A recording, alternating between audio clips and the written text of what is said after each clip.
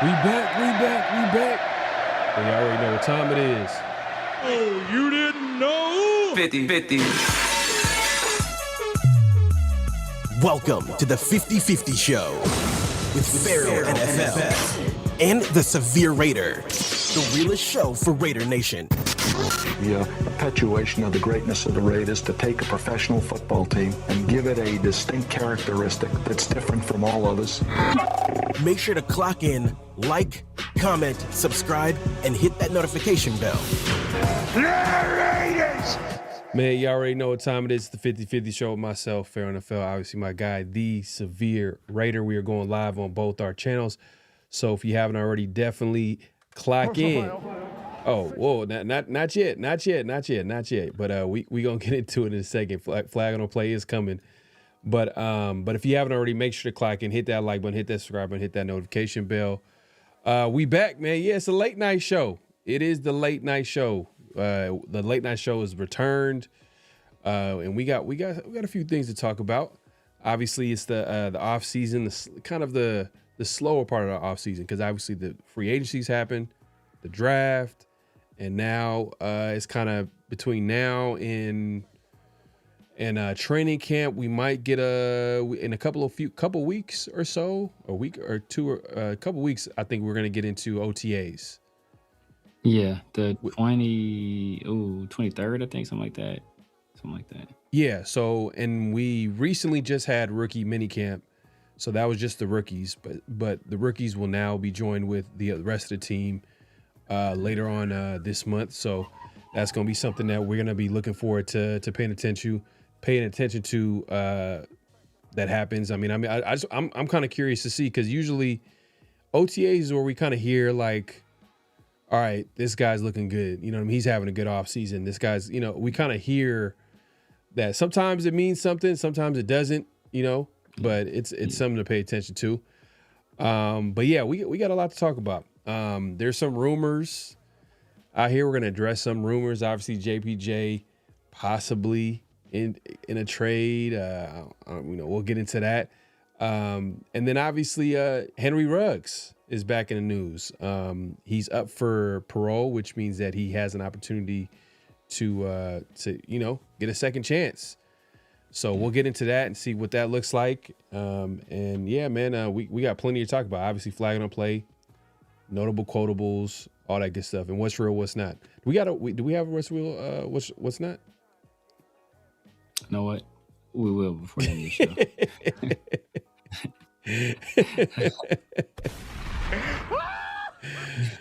That's funny, bro. I kind of knew it.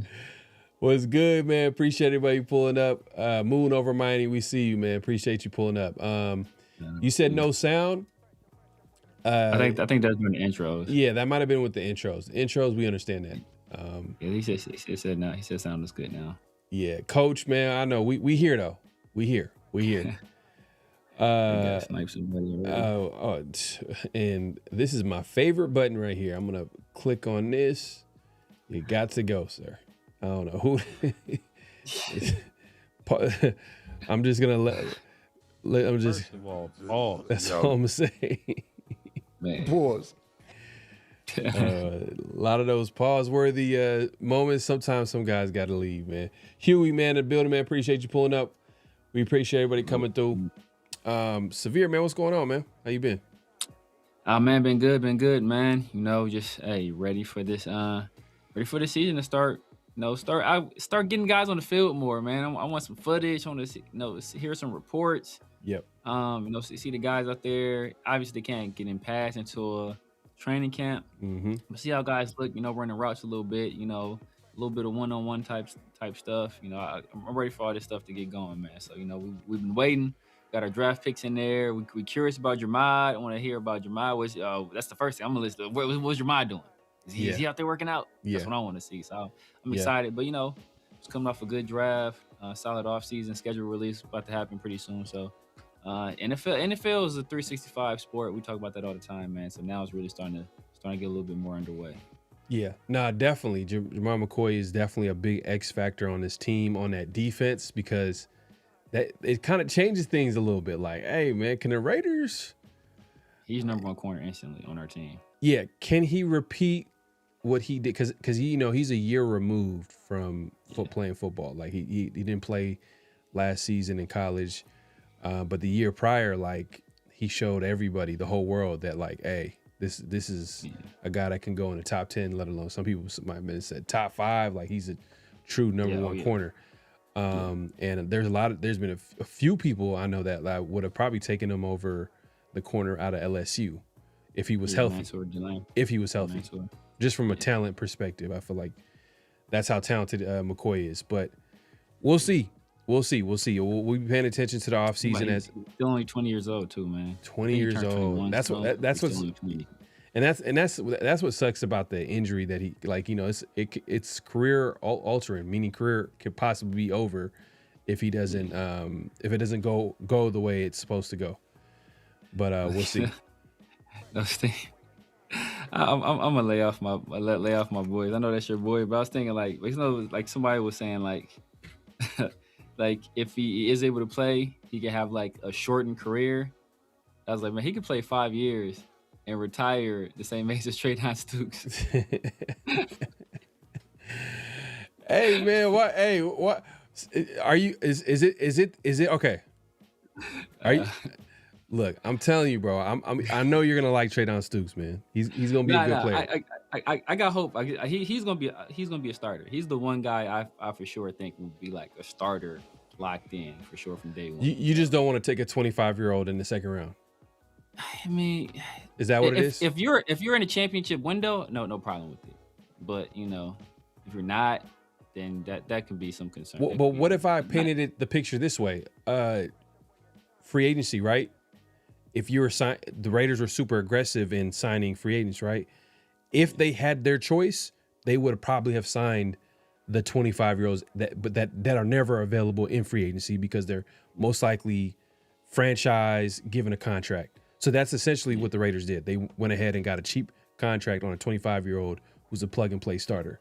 That's the way I'm looking at it. But, and Spytek, the last couple, the 2 drafts that we kind of seen, he's kind of conservative in the second.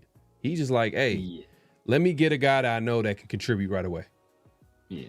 And I know Besh didn't do that, but that's basically what Besh wasn't drafted because of his high ceiling. Like, you know what I mean? Yeah, I like the Stukes pick way better than the Besh pick. Yeah, way better. And Stukes is a freak. He's an athlete. Stukes showed me something. Like I wasn't necessarily mad at the Stukes pick, like I said, because of Stukes himself. It's just that the stuff we passed up on to take Stukes. Like Jack Besh, I didn't like him that where we picked him. I didn't like him as a player. Stukes, I'm cool with him as a player. Just that it's like, man, we missed out on all of this. But if he pans out, it won't necessarily matter. Yeah. But the funny thing is that like we could have picked a player that would have covered up the Jack Besh pick from last year. We didn't. We picked Stukes. Yeah. Look, they're giving them every opportunity to succeed. These young guys, and they wanted to address some other positions. Because look, once you get after the first round, like after this, there's certain points in the draft. I'm sure they stack the boards, and they're like, they might have like similar grades on a lot of different players. So the Raiders could have been like, yeah, we could have went Denzel Boston, but we do need a safety, and we have a similar grade on, let's say.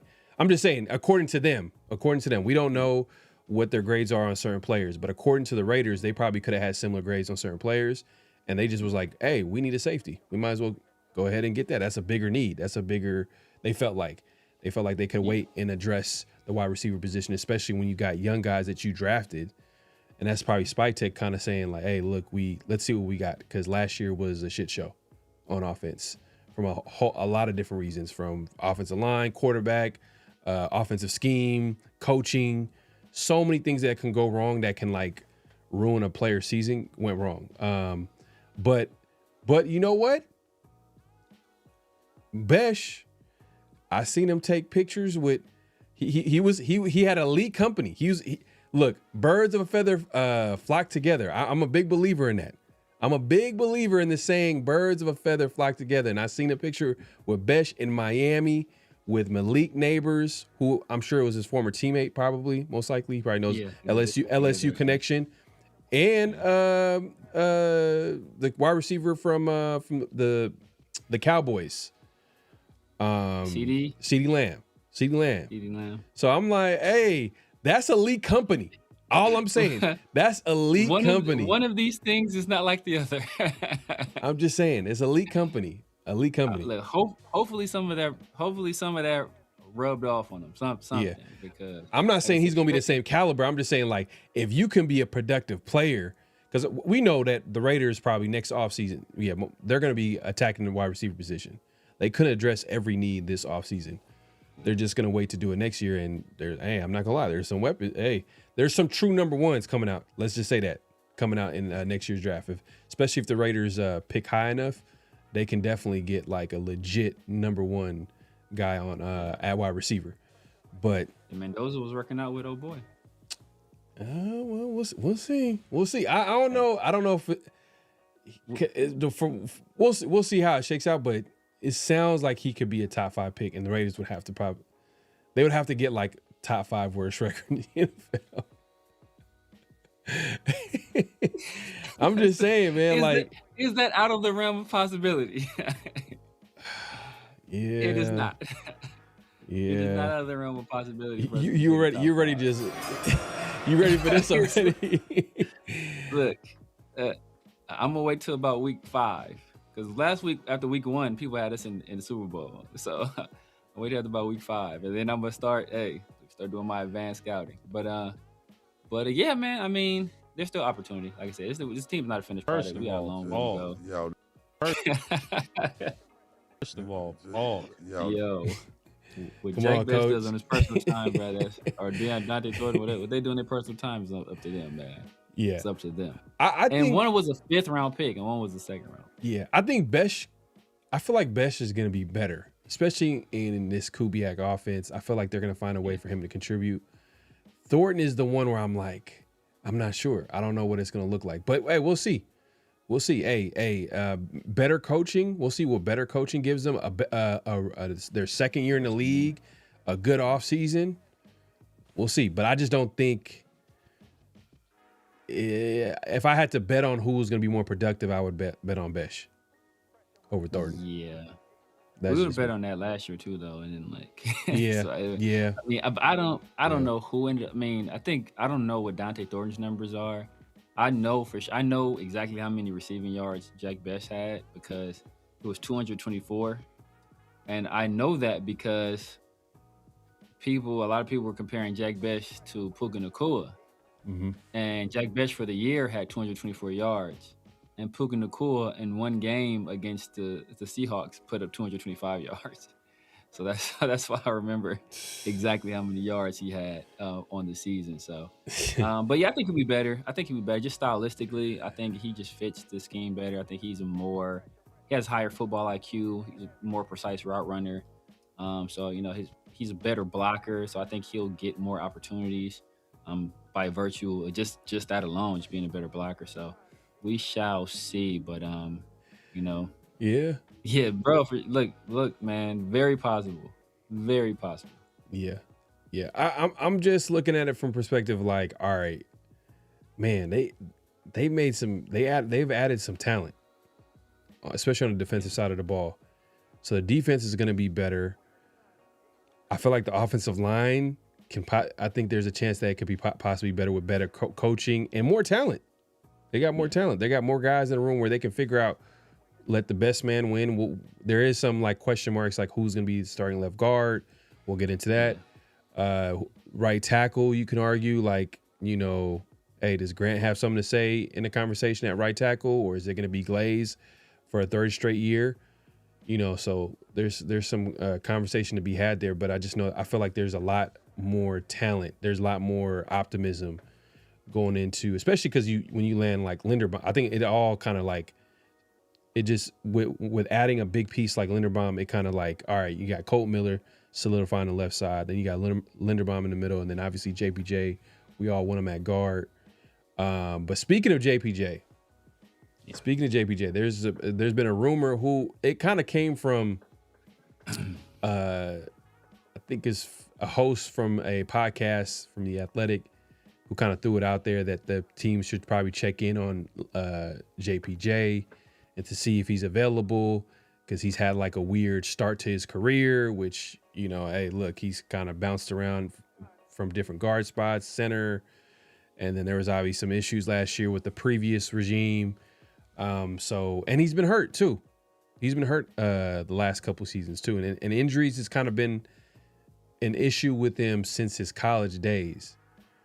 Now, he's thrown out there that he can possibly get traded. Do I think that it happens? No. I don't think JPJ gets traded. Like, why would you trade a young player on a rookie deal like JPJ at guard, where you're trying to solidify the offensive line, you're trying to improve the offensive line?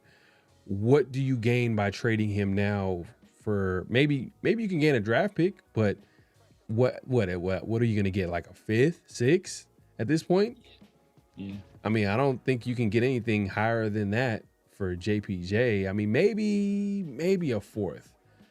But that's kind of aggressive for a team to do that, especially for a guy that's missed some games. Like, I could see teams negotiating where it'd be like, I don't know.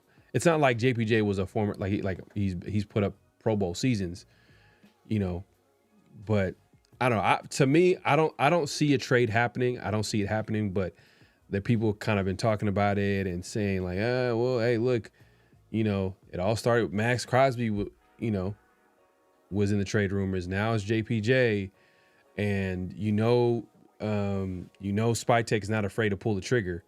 You know, he's traded guys like Jacoby Myers. He's traded guys like Max Crosby, who's still on the team. You know, you might trade him again. Yeah. I mean, what do you think? Do you think JPJ is a possible trade candidate? You think that can possibly happen? Yeah, I actually think it could happen. I'd be upset if it happened, just because I just think there's so much potential there to be mined, and the early start to his career, just moving him around different positions, the coaching he's had, you know, the inconsistent coaching, rather. I think that's kind of set him back a little bit, as well as, you know, his injury. So some of it is his own fault. But, you know, that guy was a first-round talent that, you know, dropped to the second round because of that injury history. And I think if we give up on him, you know, this early, that would be unfortunate, because I think he'll go to another team and he'll, you know, latch on, and he'll be put in a solid place and stay there and learn that position. And I think he'll turn into a really good NFL player. So, but I wouldn't be surprised, because Spytek, he didn't draft him when he was in Tampa Bay. I think Tampa Bay needed a center, and that regime passed on him. That's part of the reason why he failed to the second round, and we were able to select him there. And then you look at what we've done this offseason. We paid Linderbaum a bunch of money at center, so that takes him away from the position that we know JPJ prefers to play. Then we brought on Burford, who started for the 49ers in a similar scheme. So that's another added competition for him. And then we drafted Trey Zoon, you know, so that's another guy that could potentially play interior offensive line and play center. And then, you know, we picked up some other guys on the interior that were UDFAs. And then I think we re-picked up McClendon Curtis that plays inside. Like, we've been adding a lot of stuff to the offensive line, you know, that for potential depth. And it could signal that, you know what, if we get a good enough offer, you know, we'll unload JPJ on to another team and let them kind of see if they can tap into that potential that we weren't able to. I don't think we'll get a fourth. The fourth is high. We got Jacoby. We got a fourth for Jacoby, and Jacoby obviously older, but he's way more productive than JPJ has been so thus far in his career. And, you know, he didn't come with that injury history either. So I think like a fifth. Probably like a sixth that can turn into a fifth with playing time. That's probably like what we're looking at. I don't think it's going to happen, but there was a former DB last year that got traded, right?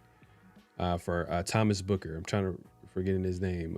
Jacorian Bennett. Low key, I want to call him a fan favorite, but he was a guy that like Raider fans were like kind of like, hey, there's some talent there. You just got to stay healthy. And the Raiders end up drafting a corner in the third. Come training camp, What happens? He ends up getting traded for Thomas Booker. Yeah.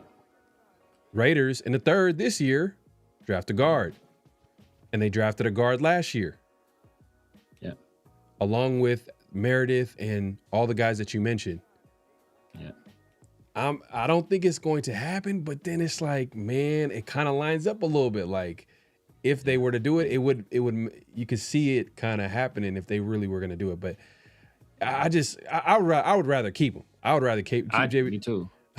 But that's how I feel about Ja'Cory Bennett. I feel like why might as well keep him. Might as well. Yeah. But it could possibly happen. It could possibly happen. But I don't see it happening. I mean, I don't think it's gonna happen, but I could see it happen.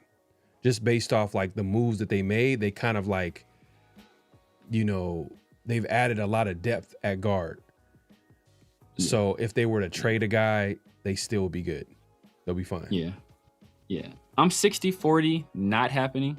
So 60% not happening, 40% happening. So I think there's a strong possibility that could happen, but it's considerably less likely than it actually happening. But look, I can't deny it, like him. We talk about him. We talk about Michael Mayer. Those are two guys that were drafted fairly highly, both in the second round. That really haven't lived up to those expectations. And the Raiders have been a string of second round disappointments. So I'm hoping that the elder statesman kind of breaks that streak, because thus far guys in second round really haven't been living up to that second round status. So like him and Michael Mayer are both guys that I can see for the right compensation can be moved. And what could tell a story is last year how we kind of thought there might be something on the horizon for Ja'Cory was, I think it might have been during OTAs when they were going through reps, and guys like Darian Porter and Caillou Blue Kelly, and there was like that safety we brought in that we like converted to corner. Like all these guys were getting reps ahead of Ja'Cory, and we're like, oh, this is odd. In team sessions, right? We're hearing that Ja'Cory in the one-on-ones, he was like the best corner we had. But when we would line up in these 7-on-7 situations, he was like the third or fourth guy. And all these other players were getting reps in front of him. That's when we started to question, and like, okay, well, he's not really a Pete Carroll fit. Pete Carroll didn't bring this guy on. Is there something there? And the next thing we know it, bam, traded for Thomas Booker. Yeah. And that's what happens too when you constantly are firing coaches, bringing in new people in the front office, bringing in new people in the coaching staff. Like, it makes guys kind of expendable. Not because we want them to, not because we want them to get traded. It's because they have no attachment to them. You know what I mean? At the end of the day, like, they could easily like look at it from a perspective like, I need to get my guys in the building. But I don't know. I'm like, you keep JPJ. We need to put out. If one thing happens, I know a lot of people are like, oh, we're probably not going to win a lot of games, this and a third. Yeah, for me, it's not really about the amount of games the Raiders win next year. I want to see some type of improvement.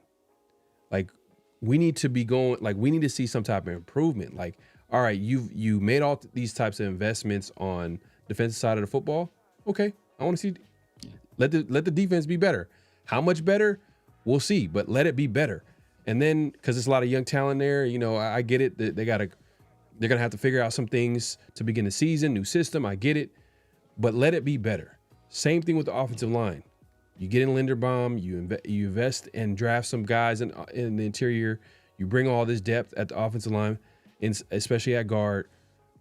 Let it be an improved product, especially when we talked about how like we got a good offensive line coach, good coaching. I want to see some improvement.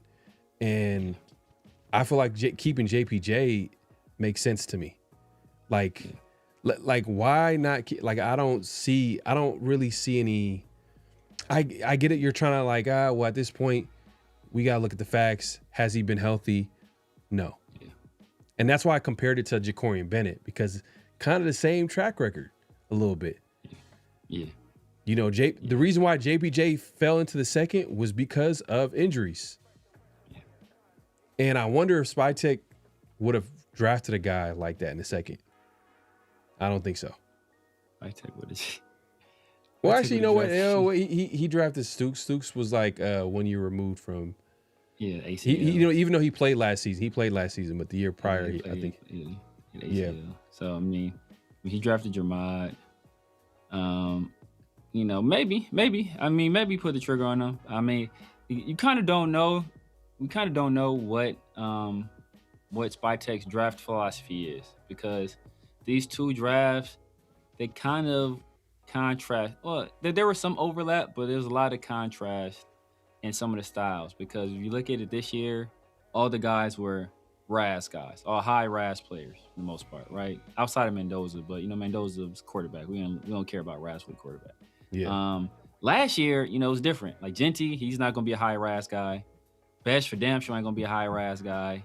So it's like, Caleb probably not. Charles Grant would have been a high RAS guy though.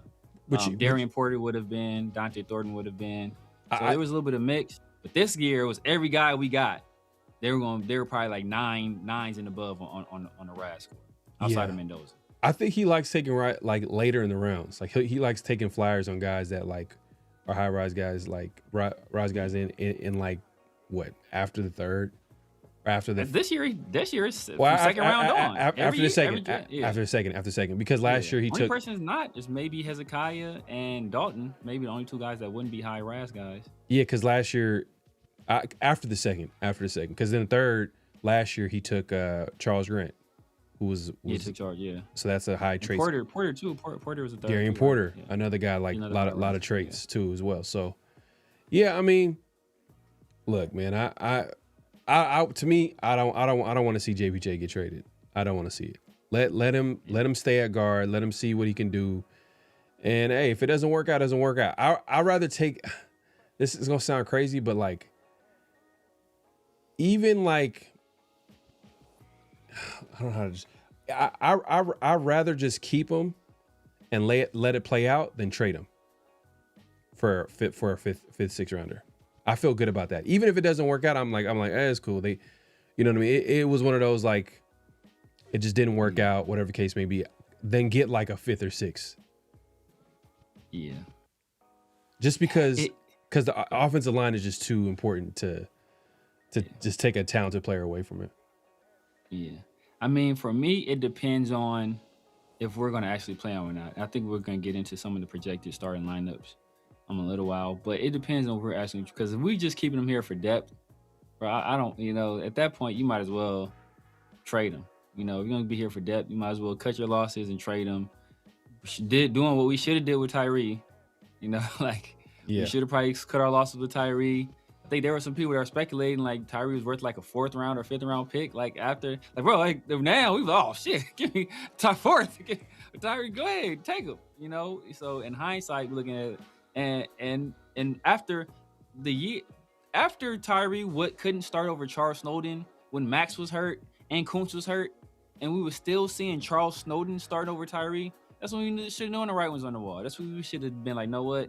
Let's offload this player, get what we can get for him, cut our losses. And we decided not to do that. And then we end up getting trading up or using him in the 7th round pick to trade up or whatever. I think that's what we used to get. Is that what we used to get Kieran? Is that what we used to get Kieran Crawford? To get an additional third? No, I think we used something else, but I think he was part of the deal. He was part of that deal, right? No. The Zoom pick was part of the deal.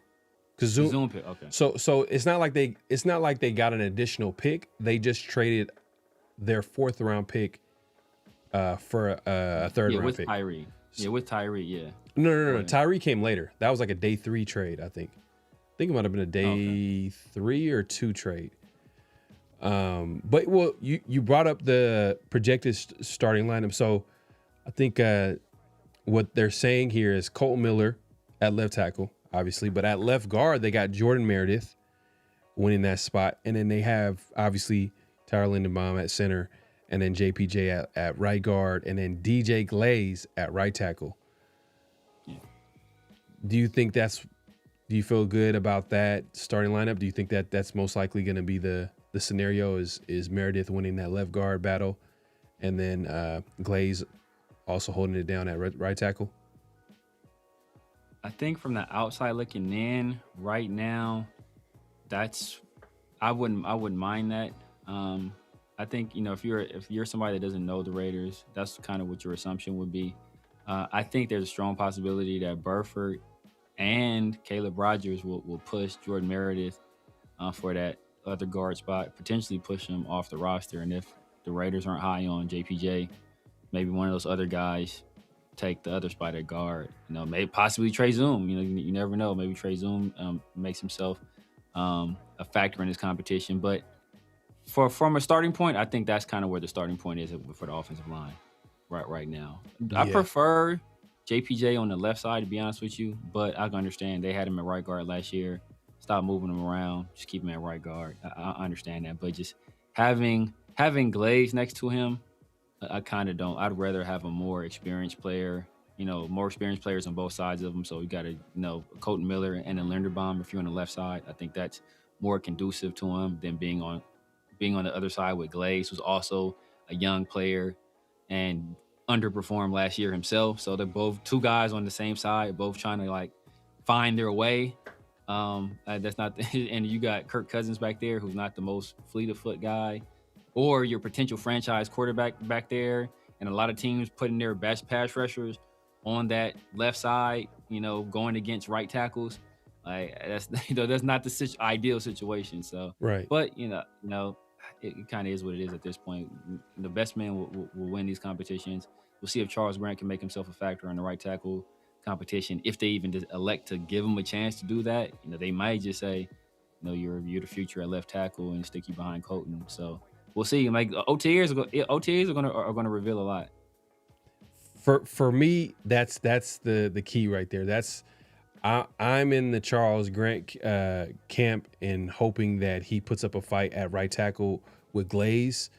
Obviously, we didn't see any right tackle snaps last year. He played all his snaps at left tackle, and it was limited. It came at the end, so it's kind of especially in a year where the offensive line was hurt, played terrible. It's you'd wish he was out there a lot sooner. But then there's some people in the boat of, oh, don't throw a rookie, a guy that's still developing, into the fire. And I get it, yeah, but I just wish they gave him at least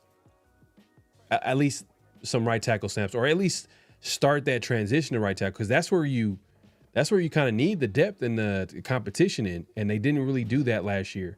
So now you wasted kind of a year of development at right tackle. So I think Charles Grant will probably be a little bit behind, but to me, I think if Grant can possibly somehow maybe come out on top of that in that competition, that'd be a perfect scenario, because now you have a whole year to evaluate Charles Grant. And if it's trash, guess what? With the 7th pick in the NFL draft, the Raiders select tackle out of whoever, you know what I mean? Because that, for me, they need to figure out who's going to be the starting right tackle at right tackle. And I think Glaze so far has kind of been a mixed bag, and more so I'm leaning towards a guy that's probably going to be, it's more of a backup than a starting right tackle, maybe a swing tackle at best. And you got to question, does he even fit this offensive schemes, this outside zone scheme? Is he I don't know if he fits the scheme. You got to question that a little bit. So I'm hoping for Grant to step up in that competition, but I know the odds are a little bit against him, but that would be best case scenario of Grant could somehow, some way, make that competition interesting, and at least, push Glaze. And if Glaze wins that competition, cool. But if that's actually a good competition, I think that's going to be a good thing for the Raiders. And then obviously at guard, I'm okay with Meredith starting, just because I'm not sure if Zune is ready to contribute right away, just because from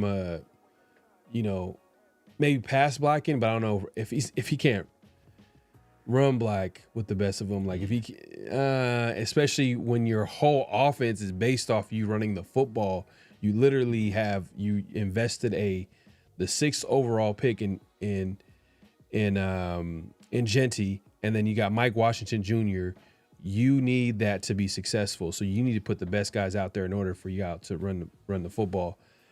I'm trying to think, maybe, and a guy that's not being talked about is Caleb Rodgers. I think we got to throw him in there too as well. But Meredith kind of makes sense because the last time he was successful on offensive line was at guard. And I think, was it at right guard? It might have been. Was it at right guard? I think it was at right guard, yeah. It was at right guard. But if you give him a whole offseason at left guard, I'm sure he could probably respond to the competition. And it makes sense. I'm okay with that. But I know it. No, it wasn't at right. I think it might have been at left guard. Was that left guard? I think it was for JPJ. Yeah, he came in for JPJ. And then when JPJ came back, JPJ played center. He played center. And Meredith was at left guard. And Parham played right guard. Yeah, you're right. Yeah, you're right. That's where Parham preferred to play. And then we took a guy in Meredith that played well at left guard, a guy in Parham who played okay at right guard, and we swapped. Well, we put Meredith at center and put Parham at left guard where he said he didn't like to play, and put JPJ at right guard where he didn't want to play. Like, this is nonsense. So to me, I think Zune is going to be good depth.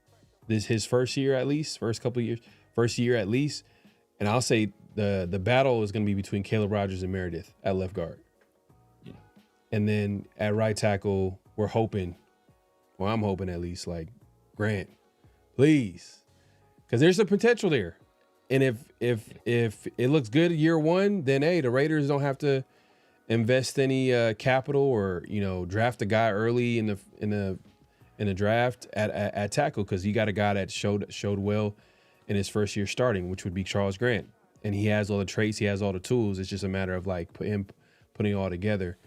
But if it doesn't look good, if right tackle looks shaky, then we already know what's going to happen next offseason. That's going to be people going to be talking about wide receiver, but we're being real. Like, if the Raiders have a chance to get a top offensive line prospect, then you already know you got built through the trenches. But real quick, man, my guy D Money with the super chat.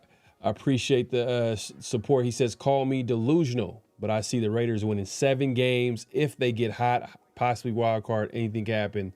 Thoughts, just win, baby. Yeah, man. Just win, baby. I got you, man.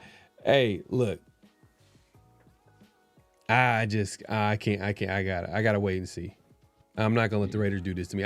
I do feel good about the offseason. So D Money, me and you on the same page. I feel good about the offseason, from free agency, from the depth that they were able to build on the defensive side of the football, and then the draft. Like I said, I don't think a whole lot of people it's kind of been a mixed bag from how people feel about the Raiders draft. To me, I like it. I think they improved the team a lot, especially if you think about the secondary. You think about what the Raiders' approach on offense will be, running the football, getting Mike Washington, and then Jermon McCoy. He kind of and I haven't even mentioned Mendoza. I'm like, Mendoza's a given. I'm just like, hey, yeah, the Raiders get their quarterback. I haven't even mentioned that. But Jermon McCoy, if he is healthy, it's a home run draft. Yeah. Along with all the acquisitions they got in the draft. Like, if you think about, Traydon Stukes, I like him as a player. Then obviously the Mike Washingtons on offense, and then you got, Zune. I think Zune's gonna be a wait and see type of guy, but Crawford, I'm hoping for the best. Crawford remind me a little bit of Kuntz coming out. I think Kuntz was more explosive. I think Kuntz was stronger too than Crawford is. But I can see that. Because he's like kind of an undersized, like kind of like a 3-4, more of a 3-4 outside linebacker than like a true DN. Undersized, a little bit of undersized, kind of twitchy a little bit. I can see that comparison, but I think Kuntz was more athletically gifted. He was stronger too at the point of attack. He's better against the run, but I can see that. And I think this is probably going to be a similar road. It's probably going to take like a year or two for him to, because now Kuntz is like probably a projected starter, I think, on the other side. I would assume so. You know what I mean? So but it wasn't better competition. But it wasn't like that to begin with Kuntz. Kuntz had to, build his way up until he finally proved to the coaching staff that he can be an every down guy. Then he kind of broke out in the second half of that 2022 season where he had like 8 sacks. So, and then, he was supposed to have that huge season. Everybody was talking about him. I know Patrick Grant, all these everybody was talking about Kuntz having a big year, and then it was unfortunate he got hurt. So we're hoping for the best this year. He's 1 year removed from or a couple years removed from the ACL, right? At this point, so it's a good number because usually that's when players come back from that ACL 100%. So hopefully he'll be back better than ever and ball out. But yeah, man, D Money, man, I appreciate your optimism, but I'm gonna wait and see. I'm a wait and see type of guy with the Raiders, man. I'm sorry, I can't. Gotta keep it real with you. Yeah, same here, man. I can see the 7 games. The only way I see us in the wild card is if Kubiak is passing out PEDs after practice. Like, here you go. You go to back. Go ahead and take this. Like other than that, I don't see that happening right now. But I can see 7. But the thing that's tough is that obviously the Broncos won the division last year. I think they got better. Chargers were second place in division last year. I think they got better. And then the Chiefs, who surprisingly struggled last year, I think they had one of the better drafts in the NFL, and they have Mahomes coming back, and from what I hear, he's ahead of schedule, potentially able to start week 1. So you expect them to be better. And they just signed the Super Bowl MVP, Kenneth Walker, to add to the run game. So it's going to be a tough road in our division, and then the other division we play is the NFC West. That just so happened to send 2 teams to the NFC Championship game last year. And with one of the teams winning the Super Bowl, so and if the 49ers weren't hurt, they were in the playoffs. So three of the teams were in the playoffs, 2 were in the conference championship, 1 won the Super Bowl, and I expect the 49ers to be healthy this year for the most part. So it's gonna be tough when we don't play in our division. It's tough in our division and tough when we don't play in our division. So the only game I'm circling as a win is the Jets. Right, and to double down on what you're trying to say is the Raiders got the 7th hardest schedule next season. So as far as strength of schedule goes, the Raiders are ranked 7th. So I think they're 0.529 as far as the opponent's winning percentage next season. So and a part that has something to do with the division that they're in, obviously. And they got it. They got some good teams that they're gonna be playing. But we'll see. Every season is something different. So we'll see if that strength of schedule stays the same. As the season, because usually next year we don't know who's gonna be the team that disappoints or plays well. Like there's always gonna be some surprises in the season. But yeah, the Raiders injuries, things like that. I think the number one strength of schedule, the Bears. They went from, I think the Bears last year had one of the easiest schedules last year, and now they have basically the hardest schedule in the NFL. And Miami Dolphins are right behind them, number 2. Cardinals. These are 2 teams. The 2 teams behind the Bears are probably going to be picking in the top 5, top 3, and everything is working out for them to finish that way too.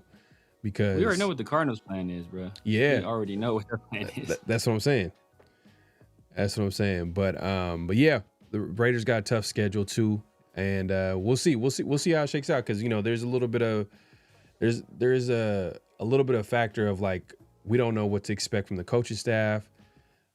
The quarterback, is it going to be Mendoza? Is it going to be Cousins? How well? To be honest with you. It's going to really be how well the offensive line plays early on and the defense. If those 2 things play really well, then that's where you can get into like, hey, the Raiders might make it interesting. Because a lot of it has to do with them running the football, obviously protecting the quarterback, but they have to run the football. That's pretty much their whole that's going to be their game plan because I don't think they're going to have – they have Bowers and everybody else, They got Bowers, but Bowers and supporting cast. You know what I mean? As far as in the pass game, I guess you could throw in Genty. I think Genty could be a factor in the pass game, but that's a running back though. That's a running back. Like, come on, man. Like that's pretty ugly. If you're talking about running back being your number 1 pass catcher, like that's just like you know. Yeah, Jalen Naylor.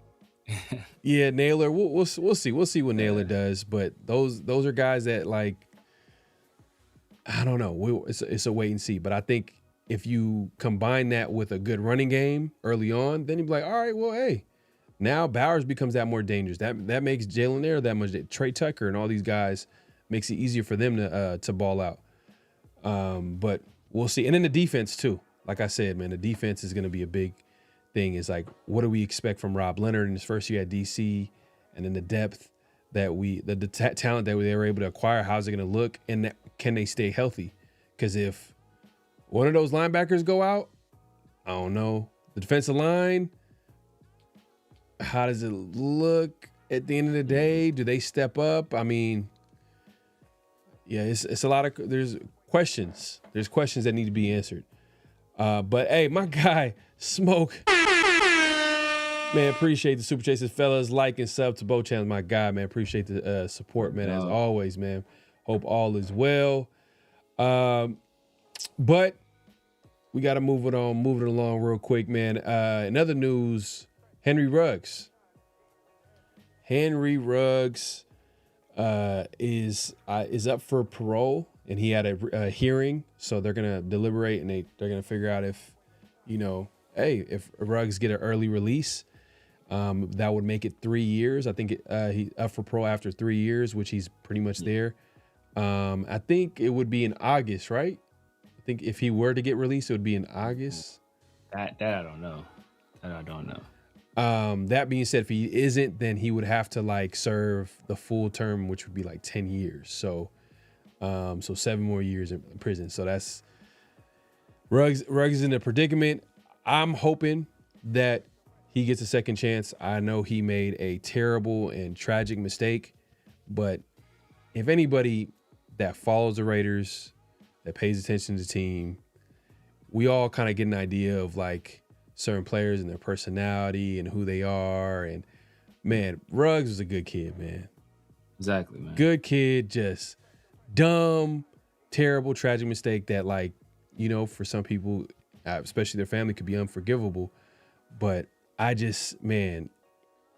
he's a perfect example of a guy that deserves a second chance, in my opinion. I think he would do wonders with it. He would actually prove himself right, but as well as everybody else in his family and friends and all that stuff. So to me, I want to see Ruggs get a second chance. And I'm not trying to be biased here. The only bias I have is that I follow the team closely, and I can see what type of person I can see from afar that Ruggs, he made a terrible mistake. And I know it's a controversial opinion about it, but I just hope that he does get a second chance. But it won't be with the Raiders though.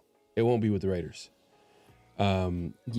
If anybody's wondering if he's going to come back and play in the NFL, I think that there's a chance there, because you heard Jacobs talk about him, and I think that he's trying to give him a shot. And a guy like Ruggs, the talent, man, in his second year, man, when I seen the jump, just seeing the improvement, just understanding that his work ethic wasn't questioned, and the talent. Man, I felt like Ruggs was on that trajectory of becoming a superstar, but it was still a process. It still wasn't all put. He didn't put it all together yet, but I can see the talent. And it's unfortunate that his Raider career ended the way it did, but I think someone's going to give him a shot. But I don't think the Raiders are going to be that team. Yeah, I mean, Mark Davis. He's too invested in trying to build a fan base and build the Raiders as a brand in this community. So I don't think he will take a chance to damage that, what he's trying to build, in the Las Vegas, in the greater Las Vegas area and in the state of Nevada, by bringing on a guy like Ruggs back to the team, playing in the state, in the city where everything happened. I think he's very risk averse in that way. But I definitely think another team will give Ruggs a chance. We've already heard Josh Jacobs say he's been working behind the scenes, talking to people, talking to agents, talking to teams. There are some teams that were, interested in it. Devontae Smith is his best friend. I'm sure he's working behind the scenes as well. You got the corner from Terrion Arnold. I'm sure he was close to the Ruggs too, so I'm sure he's probably doing some stuff. So it's a lot of players. I mean, it's Alabama players throughout the NFL. And, obviously Ruggs has the vouching of, the greatest college coach of all time and Nick Saban. And you hear Nick Saban talk about him, and you hear how he's one of the best kids he's ever coached, never had any trouble.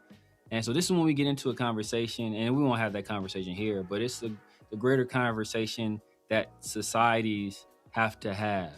And it's that when you send somebody to jail, are you sending them to jail as punishment, or is it for rehabilitation? Are you trying to help them correct what they have done and fix who they are as a person? Because that's how a lot of societies handle prison. That's not necessarily how we handle it in the United States. And there's a big reason for that. I won't say why, but there's a big reason why we don't let people out of jail when they should be. So, the question you have to ask yourself is, do you think Ruggs is a danger to society? I don't think any person can say, oh, yes, this person who's made this one mistake, has never had any arrests previously in his life, he's a dangerous criminal who should never be let out of jail. He made a horrific decision, and that had a tragic ending. And, he was fortunate to walk away himself with his own life. And, I think his wife was with him. She was fortunate to walk away with her life. Unfortunately, there was a young lady and her dog that did not walk away from that. But if we're going to judge people, stuff like this is always a Rorschach test with me, because people will justify some of the most heinous things that other people do, and then they will disqualify somebody else or want to disregard them, other people, for what they do. And there's a lot of factors that go into that.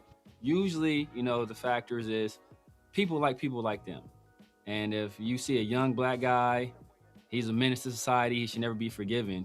You see, let's just say, an old politician that bombed 180 kids in a school and then lied about it. Double tapped it. So sent 2 bombs to ensure everybody in the school was dead. We'll forgive that, but we won't forgive the person making a terrible mistake after spending a night out with his teammates. Yeah, man. Rose, since you learn from your mistakes, everyone deserves a second chance. Yeah, man. And that's how I feel about the situation, man. If it was anybody else and there was a question about their character and like the constant mistakes they had, then you could probably argue, like, you know what, like, hey, sometimes some people got to learn the hard way. But I don't know, man. Look, it's gonna be this is gonna be something that's gonna be followed closely. And like someone said in the chat, they said August 5th. I think that's the. Yeah, I think that's D Money. I think D Money sent another super chat. I thought. Oh yeah. Let me address the super chat, my guy D Money. He says he gets who gets more touchdowns this year, Ashton Jeanty or Mike Washington Jr. I'm going. I don't know. I'm going Jeanty. I don't know who it is. I know who it better be. I don't know who it's going to be. I'm going Jeanty. I know who it better be. I'm going Jeanty. I'm going Jeanty. Who has a longer touchdown run this year, Jeanty or Washington Jr.? I think could that be what's real, what's not? That's a good one. We'll say that one. That's a good. Stay tuned. Stay tuned, man. Stay tuned. But hey, man, we appreciate everybody coming through. Make sure to clock in, hit that like button, hit that subscribe button, hit that notification bell. Man, we got a lot to talk about, man. We appreciate everybody coming through and supporting the show channels. It's that time, man. I kind of started it earlier, but hey, now it's finally personal foul, 69 offense. He was giving them the business. Flag on the play. So what do we got this week, Severe? So there was once a Dave Chappelle comedy special where Dave Chappelle was talking about the blackest name he's ever heard of. And the name of that person was Draymond Green. And so Draymond Green is in the news. And per usual, Draymond Green is in the news for the wrong reason. Now, recently, he made some comments saying, essentially, to basically give you guys cliff notes, he said that he feels that Steve Kerr held him back offensively, as a basketball player, that Steve Kerr held Draymond Green back. And Steve Kerr, who helped Draymond Green become a multi-millionaire, a star in the NBA, it's multiple-time championships. You know, like one of the faces of the Warriors. Put him, like, you know, came up with the whole death lineup thing that everybody was copying and stealing, and that became a thing in the NBA, and it was a thing because Draymond was playing the 5. So he put this guy in position, who was drafted in the 2nd round, I believe. He put him in position to be a focal point in a championship team. Yet somehow Draymond thinks he was being held back. I don't see it. I don't see it. Man, it's ego. It's ego, man. I think that's what it is. I think Draymond has a inflated view of himself. It is what it is. He's won 4 championships. He's probably, you can argue he's probably the greatest role player of all time. You can make an argument. One of the greatest for sure. Ori and Robert, probably the 3 I could think of. He's won defense. I think he's won Defensive Player of the Year before. I think, was he? I think he has one. Has won it. I don't. Possibly. I know he's been a candidate in the past. I don't know if he's. Did he get one? I think he got. Did he get one? I don't recall. Did Draymond? Let me see. Draymond Green. Let's see. Defensive Player of the Year. Yeah, he did. 2016-17 season. Okay.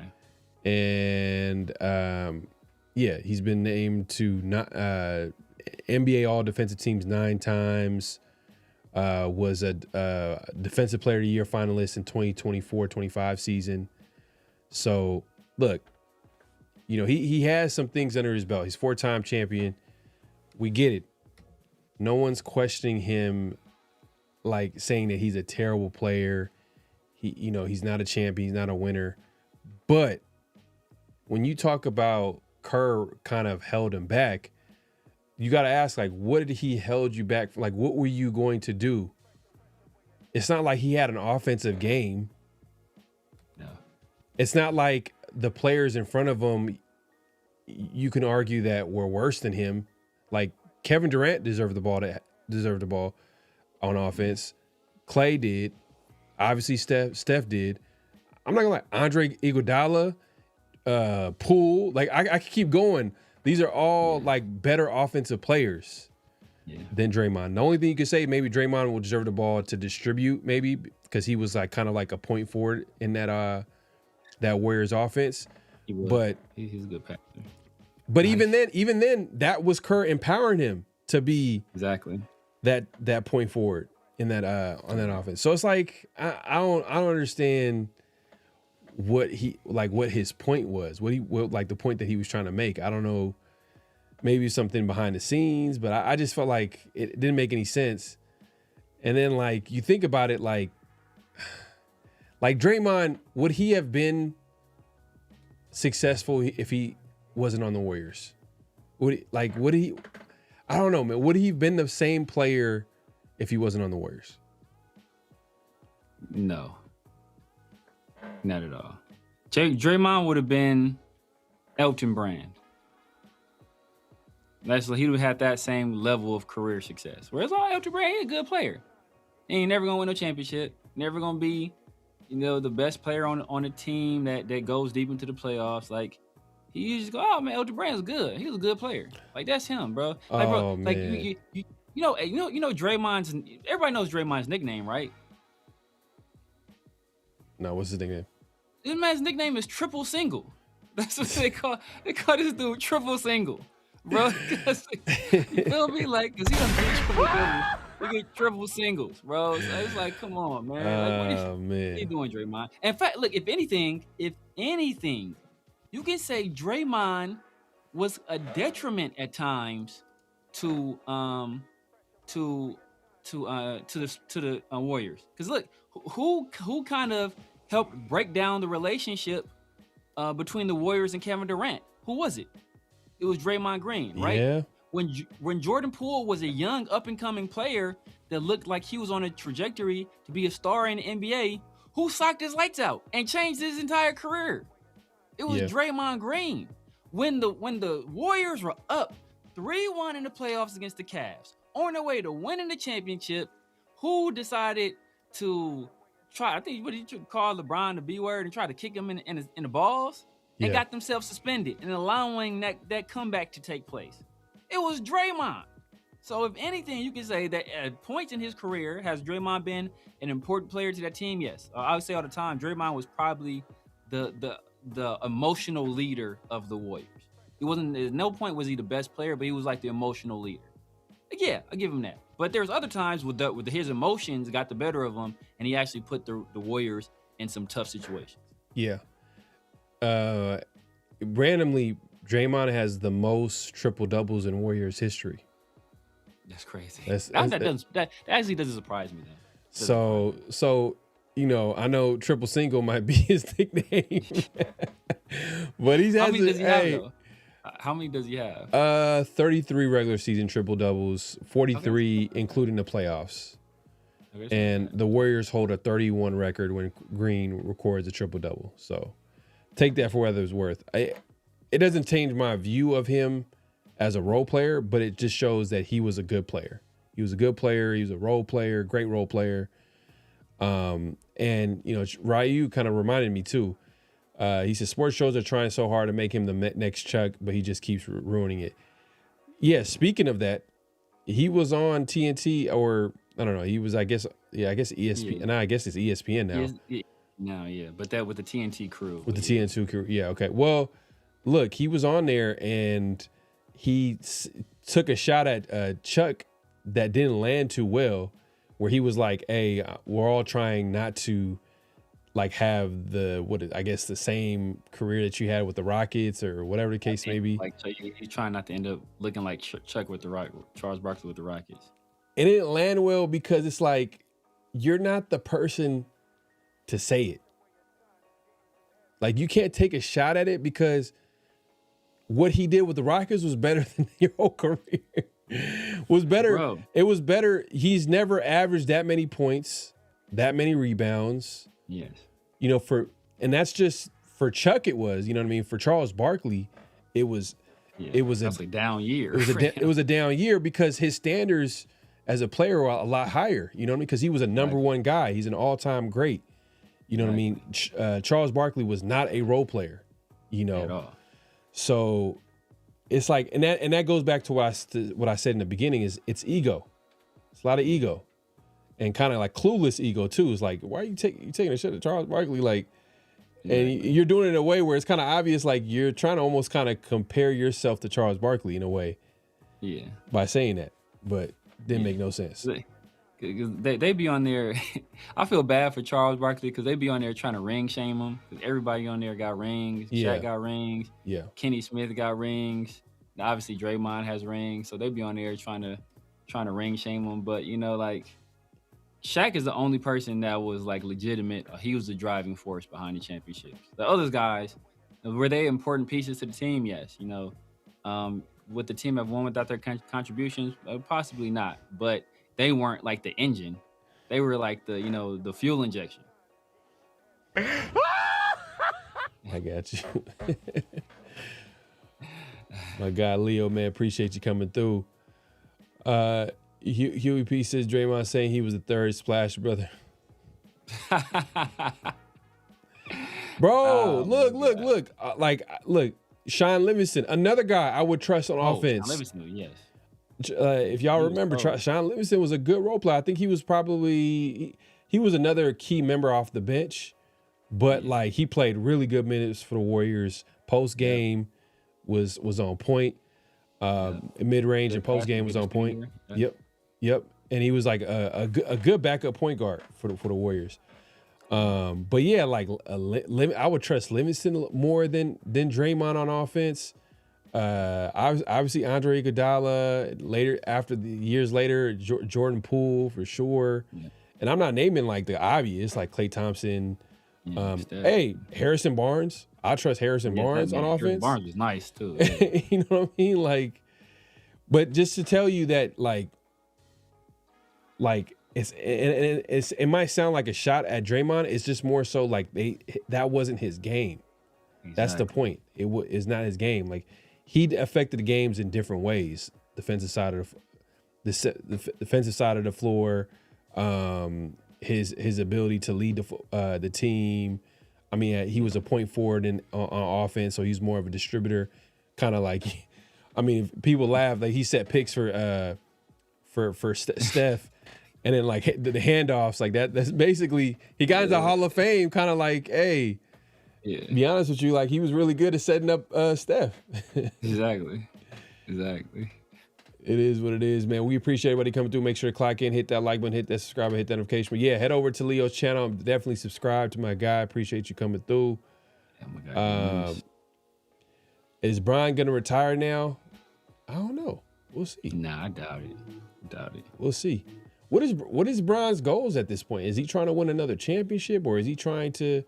I know he has almost every record in the NBA, like, because just based off his longevity, like, yeah. So, I think it's tough because he's getting paid all that money, and it's like, it's hard to build, and like, and for the Lakers' perspective too.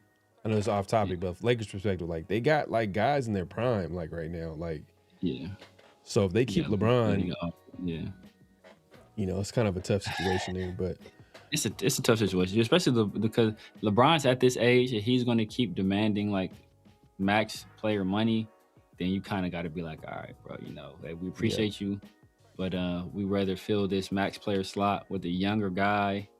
And as I say, like not like LeBron played well. He played well all year. He played well all year, and he played well in the playoffs. You know, it was Luka who wasn't there, and Austin Reeves who weren't there, the young guys who weren't there. But it's not good enough though.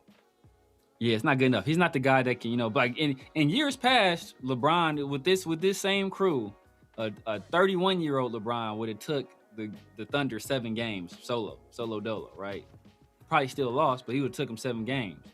But this you know, LeBron at 41 years old, bro, like what you expect this dude to do? So, and he still put up like 26, 6, and like 5 or something like that. Something crazy. Like, bro, like numbers that if anybody else puts up in the playoffs, they're like, oh man, this dude had a hell of a series, hell of a playoffs. But LeBron, we hold LeBron to a different standard. Even a 41-year-old LeBron, we hold to a different standard. Yeah.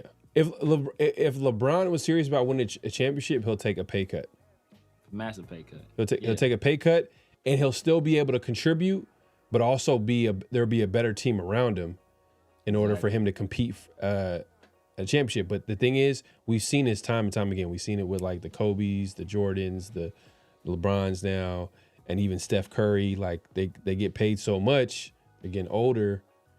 It's like it's hard to build around them at that point. You know what I mean? And they're not the same caliber. Like they're not as dominating as they once were. And that speaks to him, because you're talking about how well he's playing at his age, but like that speaks to how great LeBron was, especially, you know, in his career. Like this is nothing.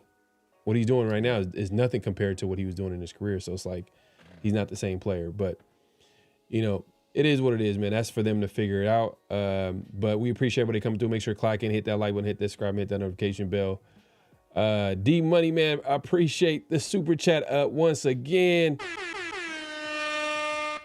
Who's your top 3 players of all time if you had to rate each player by numbers 1 to 3?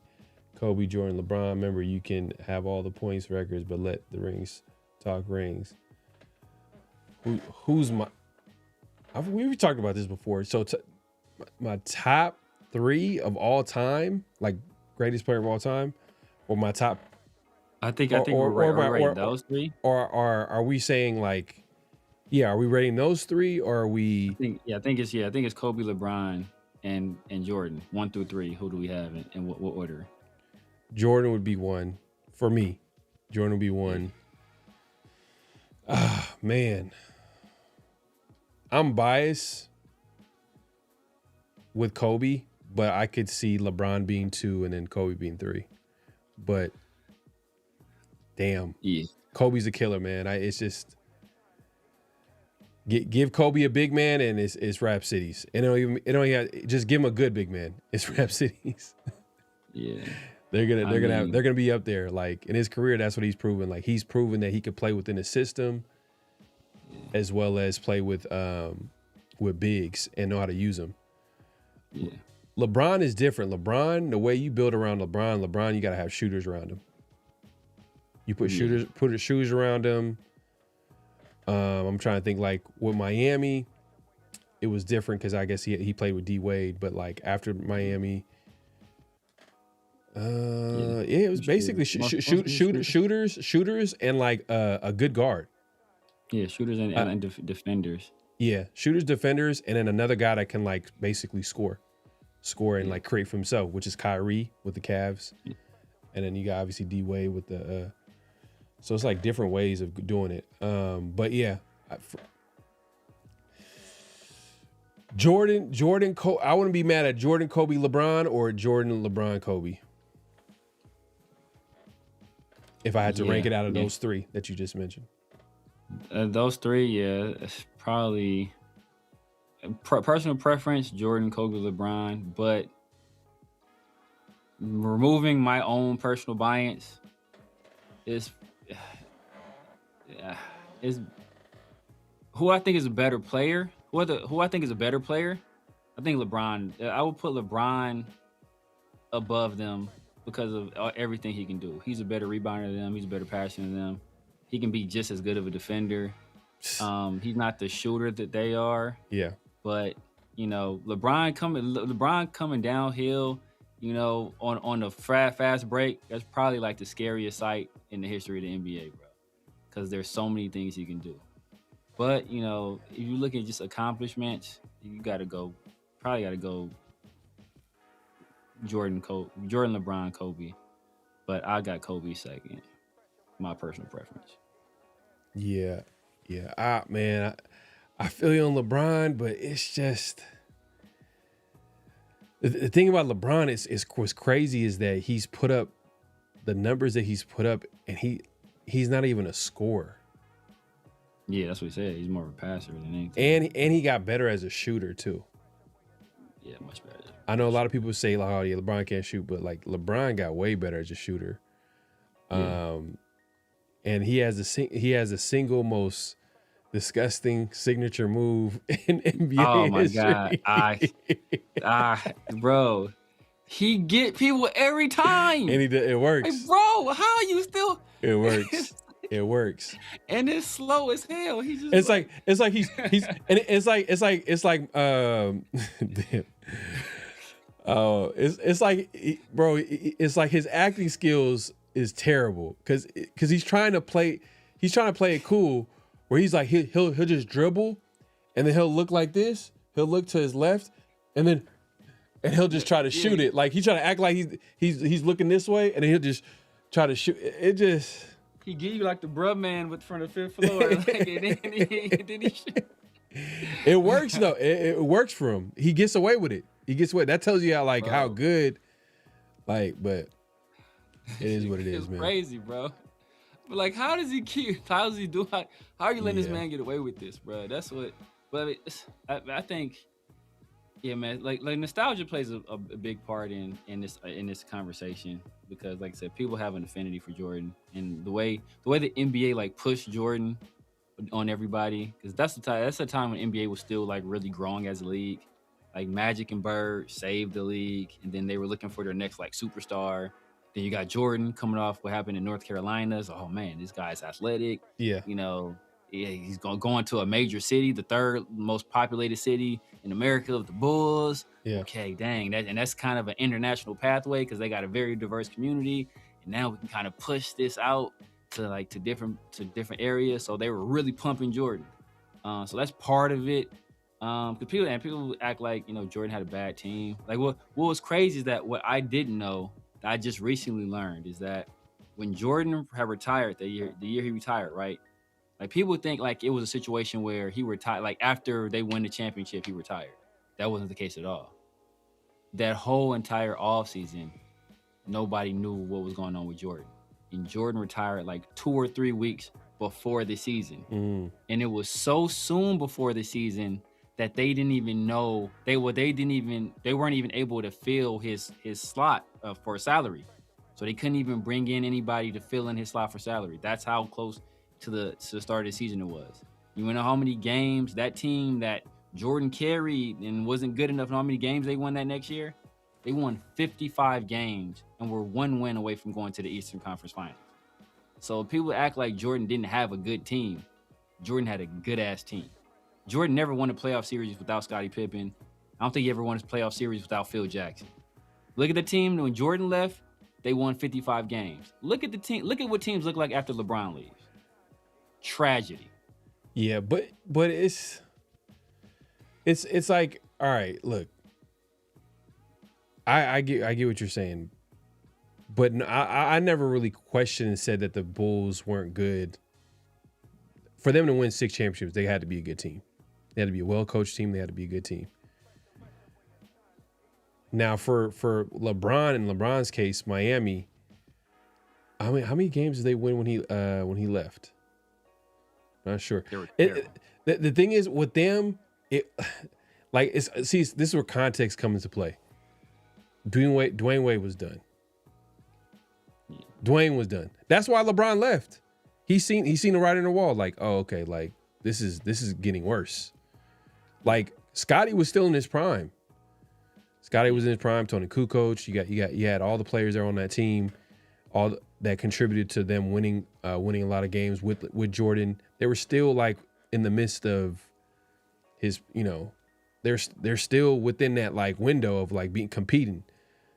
Miami Heat was they're on their way down. So I think it's like a different situation. So obviously if you're talking about Dwayne Wade that was past his prime, and then everybody that was on the team. Now, all right, let me ask you this. Because I feel like there's context to this conversation. Who can you build what player on the list can you build the team easier with? LeBron could play every position 4 through 1 at a high level in any era. Yeah, but you still have to build the team though. Yeah, LeBron makes it easier. LeBron makes it easier for you. Because the thing about LeBron is that what we saying this year, LeBron was third option this year. So LeBron can play without the ball. He can be a guy that greases the wheels for an offense. And in his younger age, he was a top tier defender. Like I said, he could play 4 through 1. So if you need somebody, let's say I want somebody that's a 3. Okay, bam. He can play with you can get a 3. That fits whatever archetype you want. You can get a 2 that fits whatever archetype you want. You get a 1 that fits whatever. Like he's played with guys that were ball dominant, and he played with Dwayne Wade and Kyrie Irving. Won championships with both of them. He's played with all these. He's played with a big man. That in Anthony Davis that kind of demanded some touches and played on the perimeter as well. Like he's played with all these different types of people. He can play with anybody. Now that's the thing about LeBron. He can play with literally anybody, and he can play 4 through 1 on an every game basis, and he can play 5 in some spots. See, you're looking at it from perspective of I'm with you on like, oh, he's shown that he's won it with different combinations of talent, meaning that like with a big and like with obviously elite backcourt. But who's to say that wouldn't have happened with I mean, obviously it happened with the Bulls and Jordan. And I think that if Jordan played with a good big man, good to elite big man, I think he would probably win too with that combination. Kobe, we only seen him win with a big man basically. From good to elite, however way you want to put Paul Gasol. I thought Paul Gasol was pretty good, if not great, at times. You know what I mean? Like he played pretty well. He was a number 2. He was a number 2. Sure, number 2. He was number 2. There's no ifs, ands, or buts around it. But like with Shaq, it was like, yeah, Shaq is like one of the greatest players of all time, like number 1. But he's only did it with a big man. That combination, we haven't seen it with an elite guard. I think it could happen, but we haven't seen it. So like, yeah, I don't know. It's kind of you're almost saying like, oh yeah, LeBron's won it in different combinations, but like are you saying that LeBron and Kobe can't win with an elite backcourt? Because that's basically how LeBron won. He won it with Dwayne Wade in his prime. Yeah, but think about it, like only difference is that LeBron was going to the finals all of those years. So LeBron was going to the finals and just losing to better teams. LeBron pushed the Warriors to the brink with Matthew Dellavedova as a starting point guard. Matthew Dellavedova. Yeah, That was crazy. We can't even. That's what I'm saying. People be making, and people will talk about, oh, LeBron had to go run and get all these players. You know what Jordan did? Jordan was actively recruiting Dennis Rodman to bring him over to help him beat the Jazz again, because he didn't think he can do it again. So he was actively recruiting. And when he brought Dennis Rodman over to the Bulls after recruiting him heavily, you know what the league called it, or what the reports called it? They called it a super team. So technically, Jordan was the first person ever to recruit a guy to build a super team. But nobody talks about that because it's Jordan. Yeah, but we could keep going back and forth, man. D-Money, man, we blame you. You brought this conversation. That's a good question. But appreciate you, man. Appreciate the conversation. Appreciate the super chat and supporting the show as always, D-Money, man. Appreciate you. He also says Kobe and Jordan didn't call everyone to win championships. He did. I mean, Kobe recruited, just like I think Jordan. I don't know if Jordan did, but I mean, you just mentioned that Jordan did. He recruited Dennis Rodman. Yeah, I think. Yeah, they did. They all do at some point. KG did say something interesting though. KG said he would have went to the Lakers, not the Celtics, if Kobe would have called him, but he never did. But I think it was at a point. I think it was at that point where like Kobe was like, he didn't want to. He had to get that first one off his back, as far as like that championship win one without Shaq. It's not even that. I mean, it's like people. There's another thing people do. They do it with Jordan too. They probably do it with LeBron too. I don't, but they'll. LeBron takes more criticism than Jordan or Kobe, but it wasn't. I don't know. I don't know. I don't know more than Kobe. Jordan was. I don't think so. But you can remember. But Jordan, LeBron, and Kobe. It's for different reasons. Different reasons. I'm talking as like a basketball player, and what they do on the court. Jordan takes gets more hate than Kobe, or how they operate within. Or you said LeBron gets more hate. Yeah, LeBron gets more hate than Kobe. I think now, especially now. I mean, they called Kobe a ball hog. Yeah, but that's not bad though. Kobe's a killer. That's like they didn't call it. They said it when he was younger, but then it's Kobe's the ultimate killer, ultimate competitor. They never said that about LeBron. Well, they called him a ball hog, and he literally blamed him for losing the championship against the Pistons. Yeah, but that was some. But people, for the most part, people give him a pass on that one, and there was like some stuff that went on behind the scenes as to why he played that way. So, people kind of they give him a pass on that, and they give him a pass on like that Phoenix series too, where it's like there was some stuff like nobody really brings that up that much. There was some stuff that went on when the Lakers blew that 3-1 lead against the Suns in I think the second round, I can't remember, or first round that year. But like that story, it's one of two things: is Kevin Garnett misremembering, or Kevin Garnett outright lying, because like the reports are already out there where the Lakers had a trade in place where they thought they had made the trade already for Kevin Garnett. And I think it was Bynum, and I want to say Odom, and like some picks, or maybe a first-round pick. But at the time, Kevin Garnett was playing for who? He was playing for the Minnesota Timberwolves. Who was the GM for the Minnesota Timberwolves? It was Kevin McHale. And then the GM for the Celtics was who? Danny Ainge. Right. What franchise did Kevin McHale play for? Right. Celtics. The Celtics. Who did he hate? The Lakers. So even though Danny Ainge came with a worse offer than what the Lakers were offering, Kevin McHale preferred to trade him to the Celtics, who was an Eastern Conference team, not on the West Coast, or we're not in the Western Conference, then to the Lakers, who were also in the same conference. Right. So that's the truth behind that stuff. And that was what all the reports said. Now people want to put revisionist history to like, that's what they do with people. They he didn't want to call me, because he was such a competitor. And it was KG. KG talked about it. Yes, I'm saying like people will tell the stories now, but no, I think you're saying it's like to big up Kobe, but that's not what actually happened. Like everybody knows what actually happened. But obviously he's gonna tell it. It's like people like to add lore. This is KG a and player that's Kobe, respected. man. They want to add lore. Oh, that would have been crazy, bro. Went KG, crazy.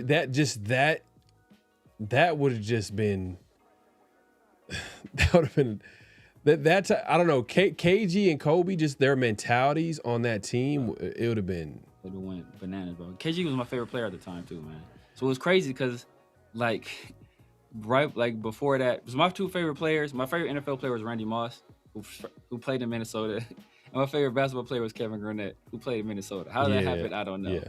But Randy Moss ended up playing for my favorite team. Obviously, was trash, or he just tanked and did it on purpose. You know it's funny when that trade happened. Like as a young fan, you just like, oh my, you over here celebrating. You're like, oh, we got Randy Moss. It's crazy. Da, da, da, da. And then, but looking back, it's all like the Raiders had no business trading for Randy Moss. No business. Like it made no sense. Business. It made no sense. You had no quarterback to give him the football. We weren't a good team. We gave up. I think we gave up a first-round pick. We gave up a first-round pick. Napoleon Harris and a first-round pick, which we should have done because it was just. But it's classic Al Davis though. Late Al Davis. When we drafted Napoleon Harris, I can't remember. It was either we drafted Napoleon Harris. I think we drafted Napoleon Harris the pick before Ed Reed went. I want to say he was either Ed Reed or was it? Yeah, I want to say it was the pick before Ed Reed. If I recall correctly. Yeah. Because that's like we had a string of doing that. Fabian Washington was right before Aaron Rodgers, and it was some more that was like that too, where it's like. But like, man, I was so like looking back on it now. Yeah, it made absolutely no sense. It was the stupidest trade ever. So who was our quarterback? Was it Kerry Collins? Kerry Collins the quarterback on that team? Kerry Collins. Oh my God, bro! What were we doing? It was classic late Al Davis during that time. Like he was just trying to win the Super Bowl almost every year. You know what I mean? No matter if it ruined the chances of building a sustainable team for the future, because he wasn't thinking about the future. He was thinking about like, hey, I'm trying to win one right now. Reload, basically.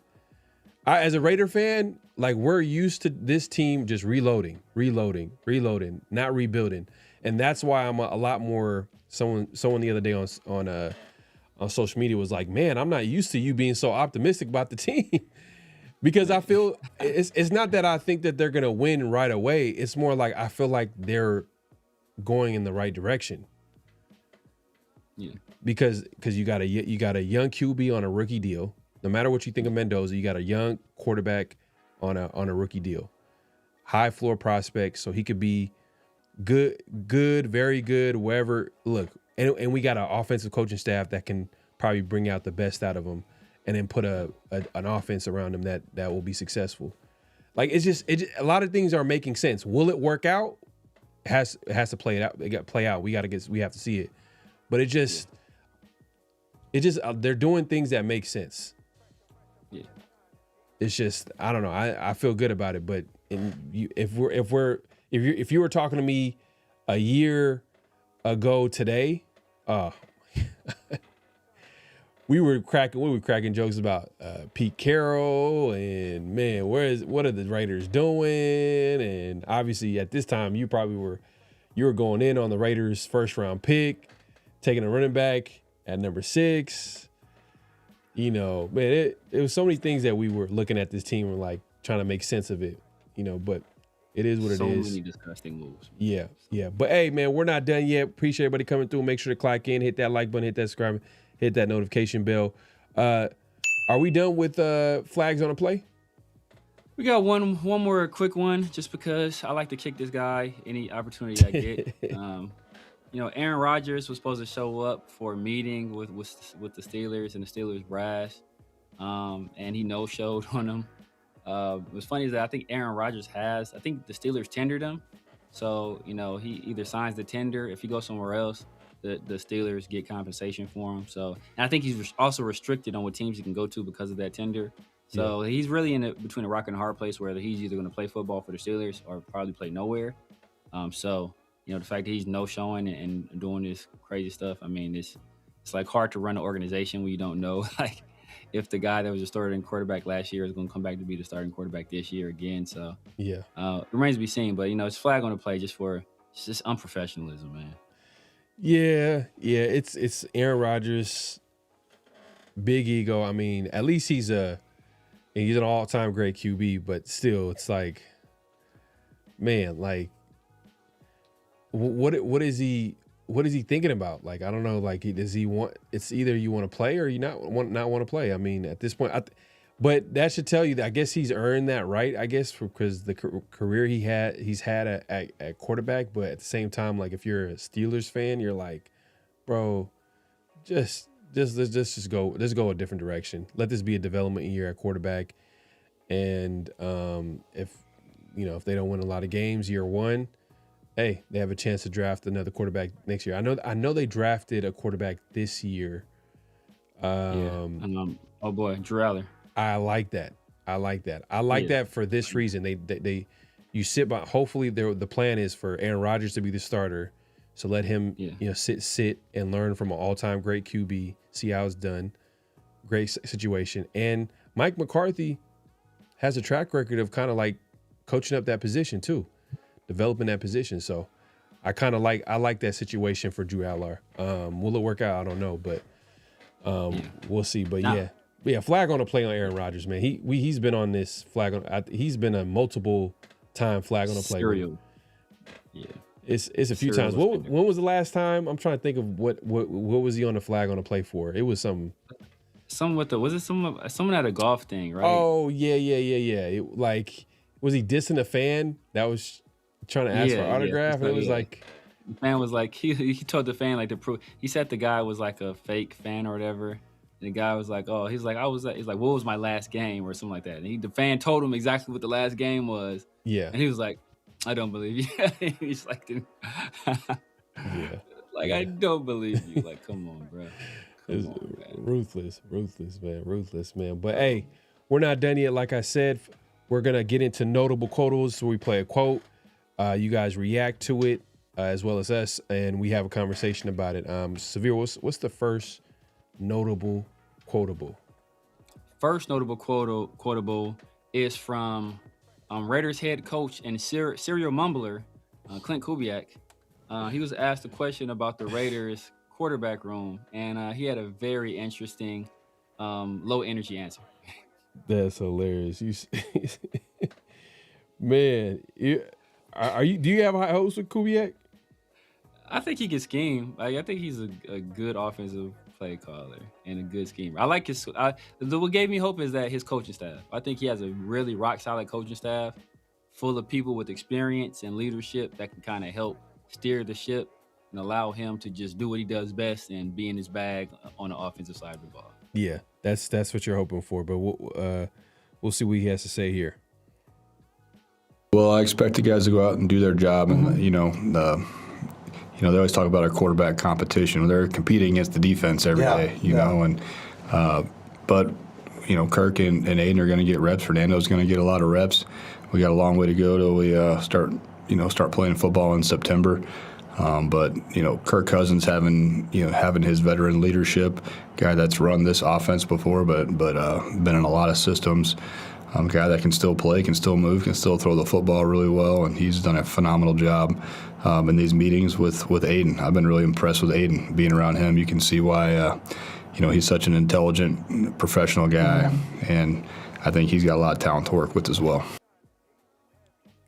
Man, I'm kind of concerned that he said that Aiden O'Connell has a lot of talent to work with.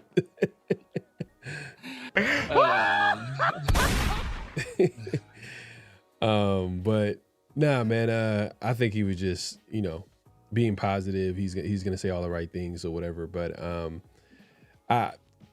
to be honest, yeah, there's gonna be a competition, but I think there's a plan for Kirk to start early on. It got to be a situation where like every opportunity that Mendoza has a chance to be in there and play on offense, whether it's with the ones or he just comes in and he just balls out. Yeah. And we've seen this happen. 2014, Derek Carr was drafted in the second round.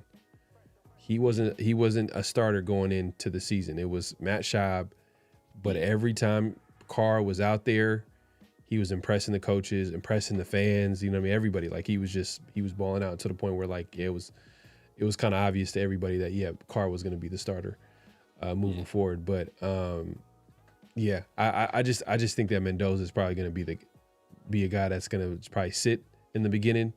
I know we've said it on the show, like I know you've talked about it. You're like, what? There's a chance where he probably doesn't play until later in the year. But That's my hope. That's my hope. That's your hope? You don't want him out there early on? Nah. I've seen the guys that have recently had the most success. By and large have been the guys, or most sustained success have by and large been guys that set that entire first year. People, for example, it's obviously a different scenario, but people always want to compare Fernando Mendoza to Tom Brady. Tom Brady set his entire first year. Obviously, it's a different situation, 6th-round pick, first overall pick. But Aaron Rodgers set behind Brett Favre. Jordan Love set behind Aaron Rodgers. Patrick Mahomes set behind Alex Smith. Like the guys that have set and just learned and observed, I think those are the guys recently that are having great success. Now, there's more than one way to skin a cat, but the Raiders have been adamant this entire offseason that they'd rather have a veteran guy, a grown-up, as I think that's what Spike Tech said, a grown man play. So you have a situation where you can make that happen, take full advantage of it, let them get as much opportunity to just watch and observe as possible before you throw them in there, especially when we already understand there is going to be a lot of adjustments to the NFL for him, just in terms of playing under center, playing in a non-RPO system, like all that, making full field reads, like all that stuff he has to get used to. Play action, turn his back to the defense as he performs in play action. Like he has to get acclimated to doing all this stuff and doing it at an NFL level. And I'd just rather they acclimate him in a controlled environment before they just throw him out there and potentially let him take a whole bunch of punishment, because there's still some uncertainty in terms of offensive line, uncertainty in terms of our perimeter weapons outside of Brock. Like, there's a lot of questions, and I'd rather it not be a situation where he takes a whole bunch of bumps and bruises earlier. Like, let Kirk Cousins do that. Like, that's what you're here for, bro. You the crash test dummy. Yeah. And then I get you, man. We'll see how it shakes out. Real quick, man. I gotta address this super chat. My guy D Money, man, supporting the show, man. Appreciate you with the super chat. He says, this is why I tune in straight, honestly, good content, better than ESPN, all them fake ass sportcasters. Everyone hit the like button and subscribe to both the channel. Like we like to say on this channel, man, make sure to clock in, hit that like button, hit the subscribe, and hit that notification bell. Salute to D Money, man. Appreciate you supporting the show. And appreciate the super chat. I was gonna say this too. Him kind of talking about Aiden in that way kind of makes me think that Aiden might be a trade candidate.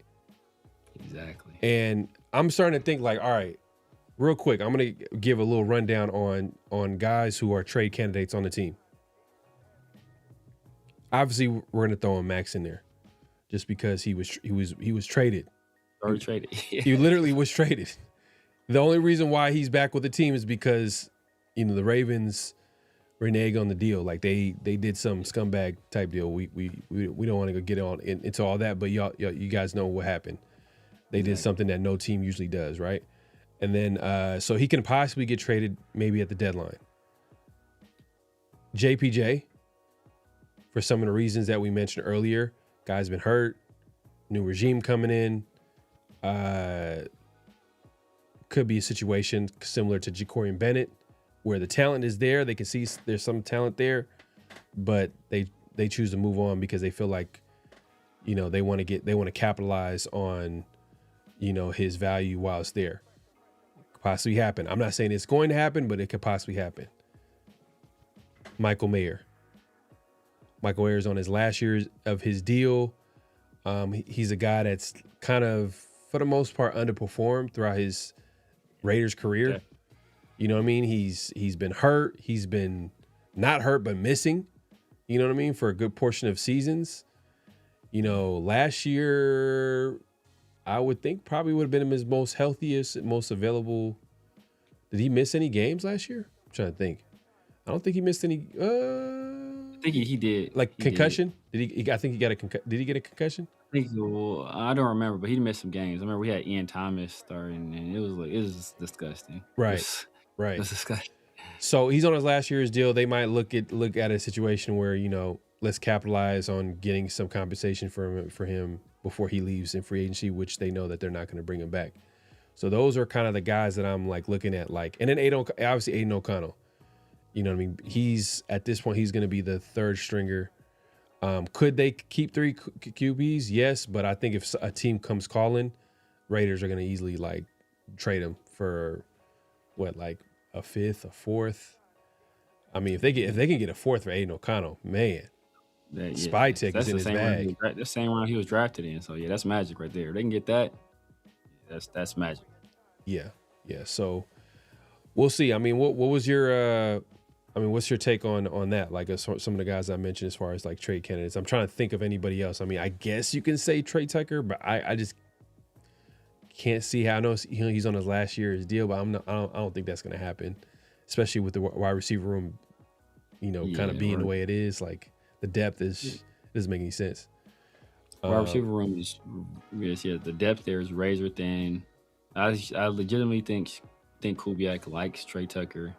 Likes what he feels he can do in this game and his ability to kind of play inside, outside, and take advantage of his speed. So I think he likes him. So I wouldn't put him there.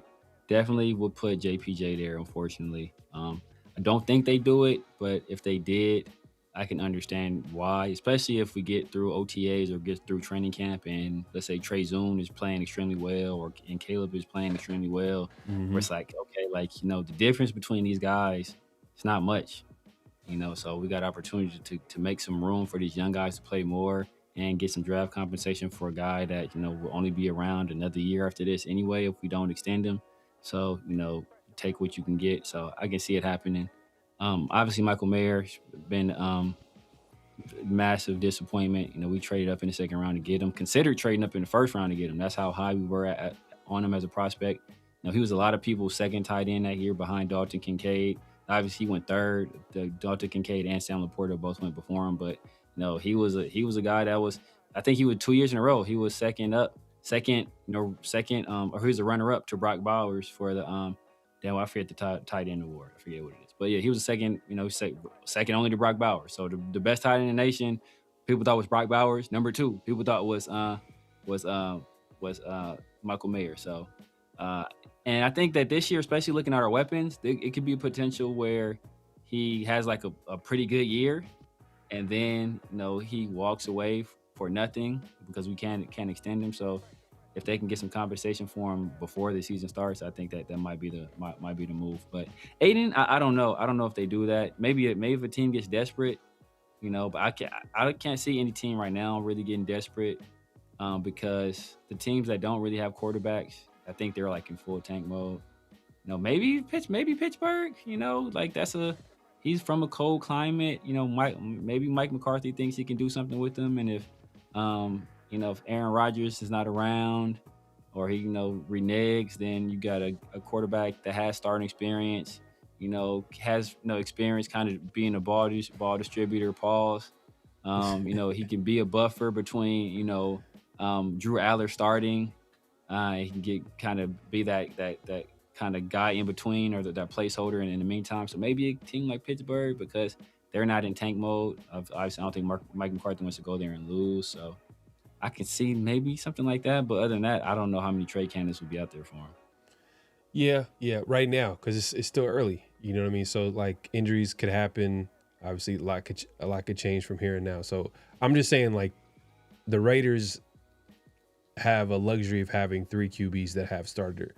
Well, not 3 QBs. They have 2 QBs that have starter experience. Obviously, they drafted a quarterback with the first overall pick, so he's going to be entrenched in that competition to possibly playing early on or maybe later on. But they got Aiden O'Connell, who's their third stringer, who has experience starting. So that could be valuable for another team, especially if they need a backup or if they get an injury to a starter, and they got to figure out the situation. Right now, we don't know who that is. There's always going to be some crazy injury. It might not happen, but I think that Aiden O'Connell could easily be a guy that could be traded. But we'll see how it shakes out. D Money says trade Myers for draft capital, move Best to tight end. Golly. It might not be a bad move. He's a little undersized for it. Yeah. He could be like a. I was trying to think of how tall is he? Because remember, like Chris Cooley was like a H-back. He wasn't really like a full tight end. He's kind of an H-back. He kind of moved around. I don't remember how big Chris Cooley was either, but maybe you play him in a role like that. Or the other guy, I think I talked about him last time. The other dude that played for the Redskins. That was a tight end. That's always hurt. Light-skinned dude. Jordan Reed. Yeah. Like a Jordan Reed type where he's like kind of a move tight end. Not a true tight end, not really a blocker, but he's a guy you move around and do something. Or like a Harold Fannin Jr. What he kind of doing with the Browns. But Harold Fannin Jr. is kind of bigger. He's kind of bigger, but he was undersized. I think he was undersized for a tight end, though. I want to say. How tall is Harold Fannin Jr.? I thought he was like at least like bigger, he might be bigger than Besh, but he's. I want to say he was like undersized for a tight end. 6'3". Yeah, I think he's undersized for a tight end. Let's see. Oh, he's 6'4". Nah, he's 6'4", 241. He's bigger than I thought he was. Yeah. He's not a big small dude, but and plus we got Bowers, who's kind of like a pass catching tight end. So to me, I kind of wanted them to address the tight end position at this point because I kind of seen it happening where like I feel like we don't really have a true blocking tight end on the roster. I mean, we might have a guy that maybe Ian Thomas is supposed to be that. You know what I mean? How good is he? You know what I mean? That's I don't know, but and then Mayer's supposed to be a guy that could be solid run blocking or at least blocking and he's not. He's kind of inconsistent there. Yeah. Like if Mayer was actually a good blocker, then like I could see the Raiders probably bringing him back. Yeah, but I think he'd like to go elsewhere though. Like that's the thing. I don't think he'd want to come back because he's a better receiver than given credit for or that he showed, but he's nowhere near Brock Bowers. So he's never going to be the guy that really gets targets like that. So it's a tough situation for him. Because even with like you think about other tight end combos where it's like Mark Andrews and Isaiah Likely. Like Mark Andrews was the better tight end. But you can say like, hey, you know what? Like Isaiah Likely as a pass catcher, like he's probably better or just as good as Mark Andrews. So like you can make a conversation there where Isaiah Likely deserves some targets. With Brock Bowers and Michael Mayer, it's like it's not even. Bro, I'm telling you, next offseason is gonna be for a lot of fans. It's gonna be super exciting because they're gonna attack the offense a lot more. You better. You know what I mean? They're gonna wide receiver, tight end at some point, a number 2 tight end. Because I think like this year, we're going to probably see a heavy dose of 12 personnel with Michael Mayer and Bowers. And if that like isn't a successful formation with them running the football, then I'm sure they're probably going to want to continue that. And most likely, like you said, Mayer's probably going to go somewhere else. Then who's going to be that number 2 guy? Who's going to be the guy? So they're probably going to want to continue that. So it just makes so much sense. Get a number 2 guy that complements Bowers. Probably a better run blocker, but also give you a little bit upside as a pass catcher. They're gonna have to address that. I was thinking that they're gonna address that this year, but the way teams are drafting tight ends this year, it was kind of weird. Like I don't even. It's gonna be a lot of 12 and 13 personnel this year. Right. Like the Rams did a lot last year. That's part of the reason why I was so high on my guy LaFleur, because what the Rams did last year, like the Rams totally changed their off from what they like ran in the past. It was different, and it was still obviously still highly successful because they still went to the NFC Championship game and only lost to the Super Bowl champion. So, and they ran a bunch of 13 personnel, right? And obviously LaFleur going over to Arizona, has Trey McBride. I don't know what their backup tight end situation is over there. But, we had 2 tight ends here where, you can really run something like that, where you got an uber talented guy in Brock Bowers, and then you got a really talented guy in Michael Mayer, and then you can kind of fill in that that third guy, I like Carter Runyon. Actually, I like Carter Runyon a lot. I think, and you want to run 13 personnel, that's a good guy to run it with. Ian Thomas, whatever. But, so I think he could have done that here. But I don't know if that's something Kubiak will do, because I don't think he did that a lot with the Seahawks. But we have different personnel from the Seahawks, and he's kind of proven he'll kind of tailor a scheme to who he has on the roster. So we kind of see what he'll do with it. Yeah. But we're not done yet. We got another notable quotable. Severe, what we got this time around? Yes, sir. So, two guys that were formerly at PFF. I forget their names. One's Steve Palazzolo, the other big guy. I don't know the big guy. I don't know what his name is, but they did a whole breakdown of teams that had the best offseason, and at the end of their rankings, they said the Raiders had the best offseason, and they gave a little bit of the reasons why Raiders fans can have some optimism going forward. In this last week, I think the biggest reason for optimism for the Raiders is it feels like there's a long-term plan here. Geno Smith felt like, let's just try to win some games this year and see what happens. Anytime you get the young quarterback, you move on, you get Clint Kubiak in there. Like, we've got a long-term plan here. It doesn't mean it's all youth. They spent a lot of money for Tyler Linderbaum, but now they've got this mix of, all right, we've got some long-term veterans, we've got some youth with these last two draft classes from John Spytek.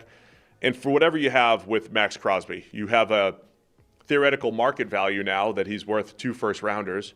And I think that's whether you have him on the roster for the next couple of years or you eventually continue the youth movement and, get a first-rounder or 2 in the future. I think I hate using the word asset for players, but you have an asset that the league's going to covet, and you can kind of play that game. I think the Raiders just think about it. That balance. Just think about it in terms of the player that he is, right? Like the Ravens were willing to give up 2 first-round draft picks for Max Crosby, and the only reason they didn't was not because of the player that he's going to be this year. It's because they thought the knee might be a problem in like 2 or 3 years' time, and therefore it's not worth 2 first-round draft picks. But nobody had concerns about the player that exists in 2026. So the reason that they could win a Super Bowl this year is Max Crosby is an all-pro caliber player right now. Whatever about what he's going to be in 2 years' time, or the trade value that they could and didn't get for him in this offseason. Right now, he's a top-tier defensive lineman. So that's the them talking about the Raiders. I mean, look, I appreciate the love that everybody's giving the Raiders right now. But at the end of the day, man, we're gonna be as honest as possible. It's a wait and see for me. It's still a wait and see. I feel good about the season as far as watching some of the young talent develop and like looking forward to like watching some of these guys. But I'm not gonna talk about them doing anything until at least after the first quarter of the season. I mean, that's pretty much my take on it. But how do you feel about all the love that they're getting from the media? We're getting a lot of love last offseason. Like there was a lot of love last season, and I was the lone voice saying, "Yeah, bro, this ain't it. This ain't it." Yeah. And we got a lot of Pete Carroll's never won less than 7 games, and we finally got some adults in the room, and we heard all of that. And what did it equal to? A worse record than we had under Antonio Pierce. So, I will take a wait and see approach as well. I mean, that's pretty much I always have. Like, I always hope for the best. If you ask me for my opinion of what's going to happen, I give you my honest opinion, but with the hope that I'm wrong. And so thus far, if you say the Raiders aren't going to have a good season, you batting 1,000 over the last I don't know how many years, right? So it's tough. I hate that it's that way because I'm a person that's I'm naturally confrontational. So when people talk trash about the Raiders, I'd be wanting to pop back, but like, dang, I can't really say nothing though. Like I can't say nothing because I don't even know if I'm going to be able to if they can back up the trash I'm trying to talk. So I hate being in that position because I'm defenseless. So if I'd be seeing Chargers fans or Rams fans, the Raiders about to be trash again. And I'm like, man, I don't know. You know, like I don't know. Maybe you're right. So I can't say anything. But after the first quarter of the season, hopefully, but by that time, we got Kubiak is got things rocking and rolling, and offense is playing well, and Traydon Stooks and already shown he's a great draft pick, and Kirk Cousins found the fountain of youth, and Jalen Naylor's proven he's capable of being a number one receiver in a schemed up system, and Trey Tucker done grew 2 inches and proven he's an adult. So like hopefully that's the situation, right? But after the first quarter of the season, if we ask, you already know what time it is, man, and you got the button on your side of the screen. Hey, real quick, man, if you haven't already, make sure to clock in, hit that like button, hit that subscribe, hit that notification bell. So my guy D Money with another super chat, man. Appreciate my dog D Money supporting the show. Which rookie do you think is going to have the biggest impact, and which one is getting overlooked? I think obviously Traydon Stooks is going to have the biggest impact. I don't know. I think that, I don't know. Yeah, I think he's the only one that's going to for sure be a day one starter. Like I don't see any way in the world that he's not a day. If he's not a day one starter, bro, this draft is already looking rough as hell. So I think he'll have the big impact. I would say I would say Jamar McCoy, but then I would say Traydon Stooks, but Jamar McCoy though, if he's playing. If he's playing, that's the thing though. See, I'm operating under assumption that I don't know what the Raiders do with him. I don't know if they let him play or how much they let him play. Maybe they let him play in spots. They play it safely this year and see how everything responds, and then next year he gets like a full workload. Maybe they just keep him keep him around football, keep him playing football, because I know we dread that 2-year gap of him not playing. So that's what I'm operating under. But obviously if he's playing, he's probably the second best player on our defense potentially. It's probably like Max and then him. That's how good of a player he is, and that's how good of a prospect people thought he was coming out. He was a top 5. Definitely talent-wise for sure. And then the guy that's being overlooked, I mean, the guy I love, a lot of our viewers are from the Bay Area. Hezekiah Masses, man. I like Hezekiah Masses. He's probably like one of the few guys that wasn't like a crazy freak in terms of the RAS score, but he just knows how to play football, man. He just knows how to play football. He has great instincts. He has, good size for a cornerback. I think he led the nation in PBUs last year. I think he had like 4 or 5 picks himself last year as well. So he's a guy that I think has a lot of talent there, and I think he'll make the roster, because I think DCAM is likely gone. I don't see how DCAM sticks around. And then our cornerback room isn't like super duper deep. Like, does Greedy Vance stick around? I don't think so, because we got multiple guys that can kind of play in a nickel, and that's the only place he can play. Like I already said, I think DCAM is gone. Obviously, Caillou Bukele, he's an afterthought. So like Hezekiah Masses will likely make this roster, and I think if we get an opportunity, I think he can make some noise. Yeah. I'm like I was trying to say earlier, man. McCoy, I want to say Traydon Stooks, but like McCoy, if he's playing, like it's easy. He's the number one guy that's going to impact this team, especially the defense. It's just going to make it's going to make you think about the possibilities of how good the defense can be, especially if they stay healthy. Traydon obviously is right there as far as a guy that they're plug and play starter. Hopefully you're going to see some plays out of the safety position with him back there. Masses, I like him. I think it's solid depth, and it kind of gives them like some security too with McCoy, because I think they wanted to address the cornerback position, and they still get a good prospect at corner outside of McCoy in the 5th too. So that's pretty good. But another guy that I think that I'm sure a lot of Raider fans have been talking about, they're excited about, man, come on. Dalton Johnson. Hell nah. Goes without saying. Man. Hell no. Now it got to be Mike Washington, man. Mike Washington Jr. Man, I'm excited to see how the run game is going to look next year, how the offensive line is going to play, how this offense is going to look with an elite play caller like Clint Kubiak, obviously Genty, but you combine him with Mike Washington, is super explosive. They're going to find ways to get him. And the thing about Kubiak, he's going to stay consistent with that run game.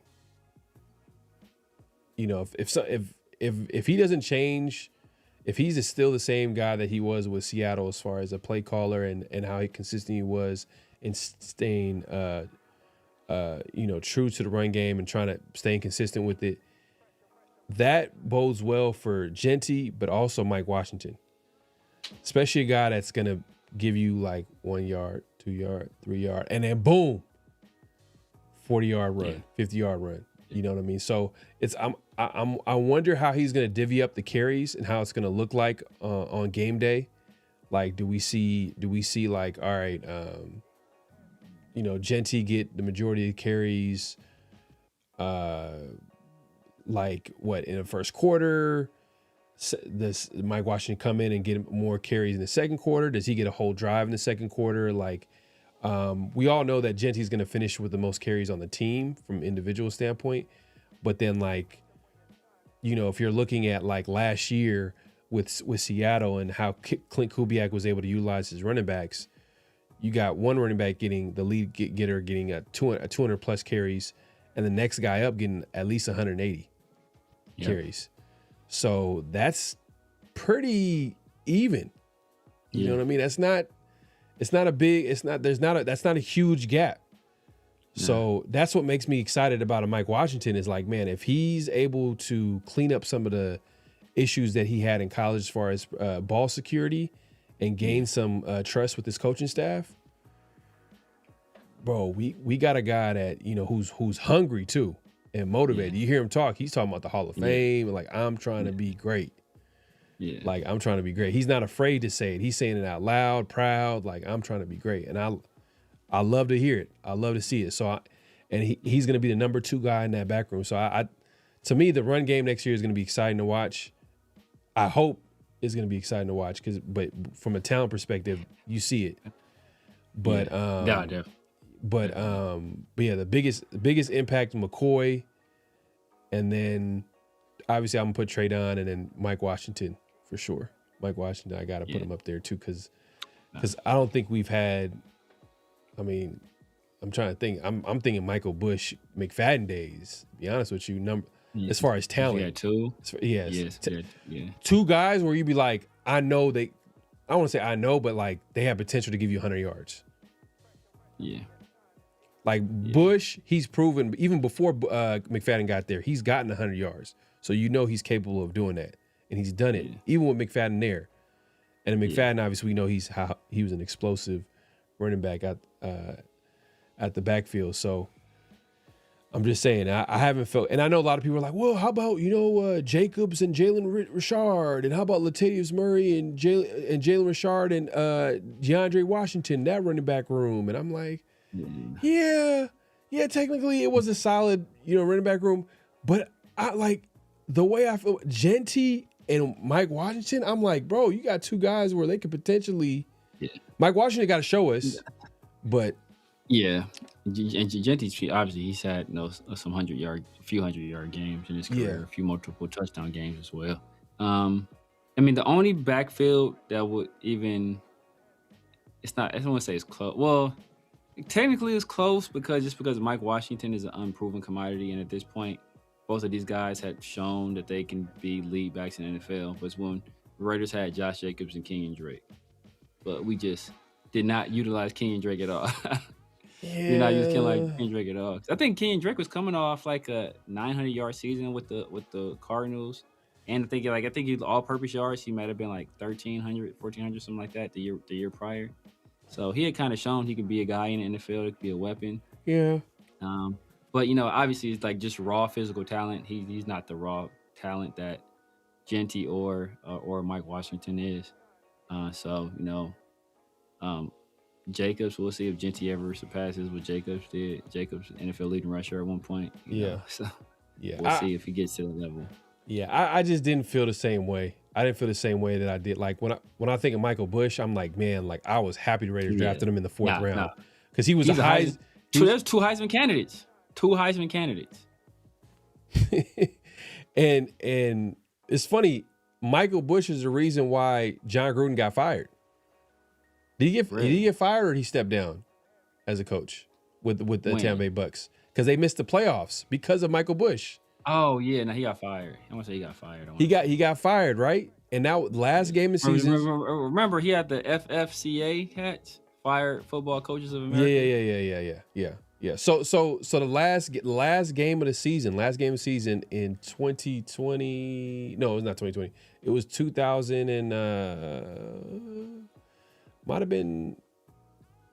Man, was this 07? Might have been 07 or because McFadden was drafted in 08. Yeah, McFadden was drafted. Yeah, this is a year after Jamarcus, so it's 08. But all I know, the last game of the season, Michael Bush ran wild. He had like 160 plus yards, including a big time run, which led to the Raiders winning that game, and the Bucks missed the playoffs because they lost that game. And then John Gruden got fired as the Tampa Bay head coach. But yeah, man, I'm just saying, I haven't felt this way about the running back room in a long time as far as like talent wise. Like I can see the potential, huge potential. Nah, facts. When he said I like smash and dash. Yeah, hey man, that was my nickname in my early 20s. Oh damn! They had to squeeze that in there. Smash and dash, hey. Yeah, man. They have to earn a nickname. Yeah, they do. No, for sure. It's still an unproven commodity. I mean, even Genty to a certain extent, he has to go out there and like show us that he can be a really good running back on a consistent basis. So there's a lot of questions as far as the offensive line and everything, but we feel good about this offseason. So hopefully it leads to some a good product on Sunday. But what's our what's real, what's not this week? Yeah, man, you kind of previewed it earlier, man. It's kind of impromptu. What's real, what's not. We just got done talking about Mike Washington and Ashton Genty, the backfield. What's real, what's not for this year is that Ashton Genty will have the longest touchdown run for the Raiders this upcoming season. Ashton Genty, former 6th overall pick, first round running back. He will have the longest touchdown run for the Raiders this upcoming season. He did have some long touchdowns last season. He did. 50-yard plus, 60-yard plus. I think the one in... It was a 63 on 55, I want to say. Then he had a long touchdown reception, too. Yeah. But the way this question is about him running the football. The running football. As a runner. See, Mike Washington. But that long reception showed he can break off some long runs. So, kind of it doesn't count for this, but he shows the ability. Yeah. His own style.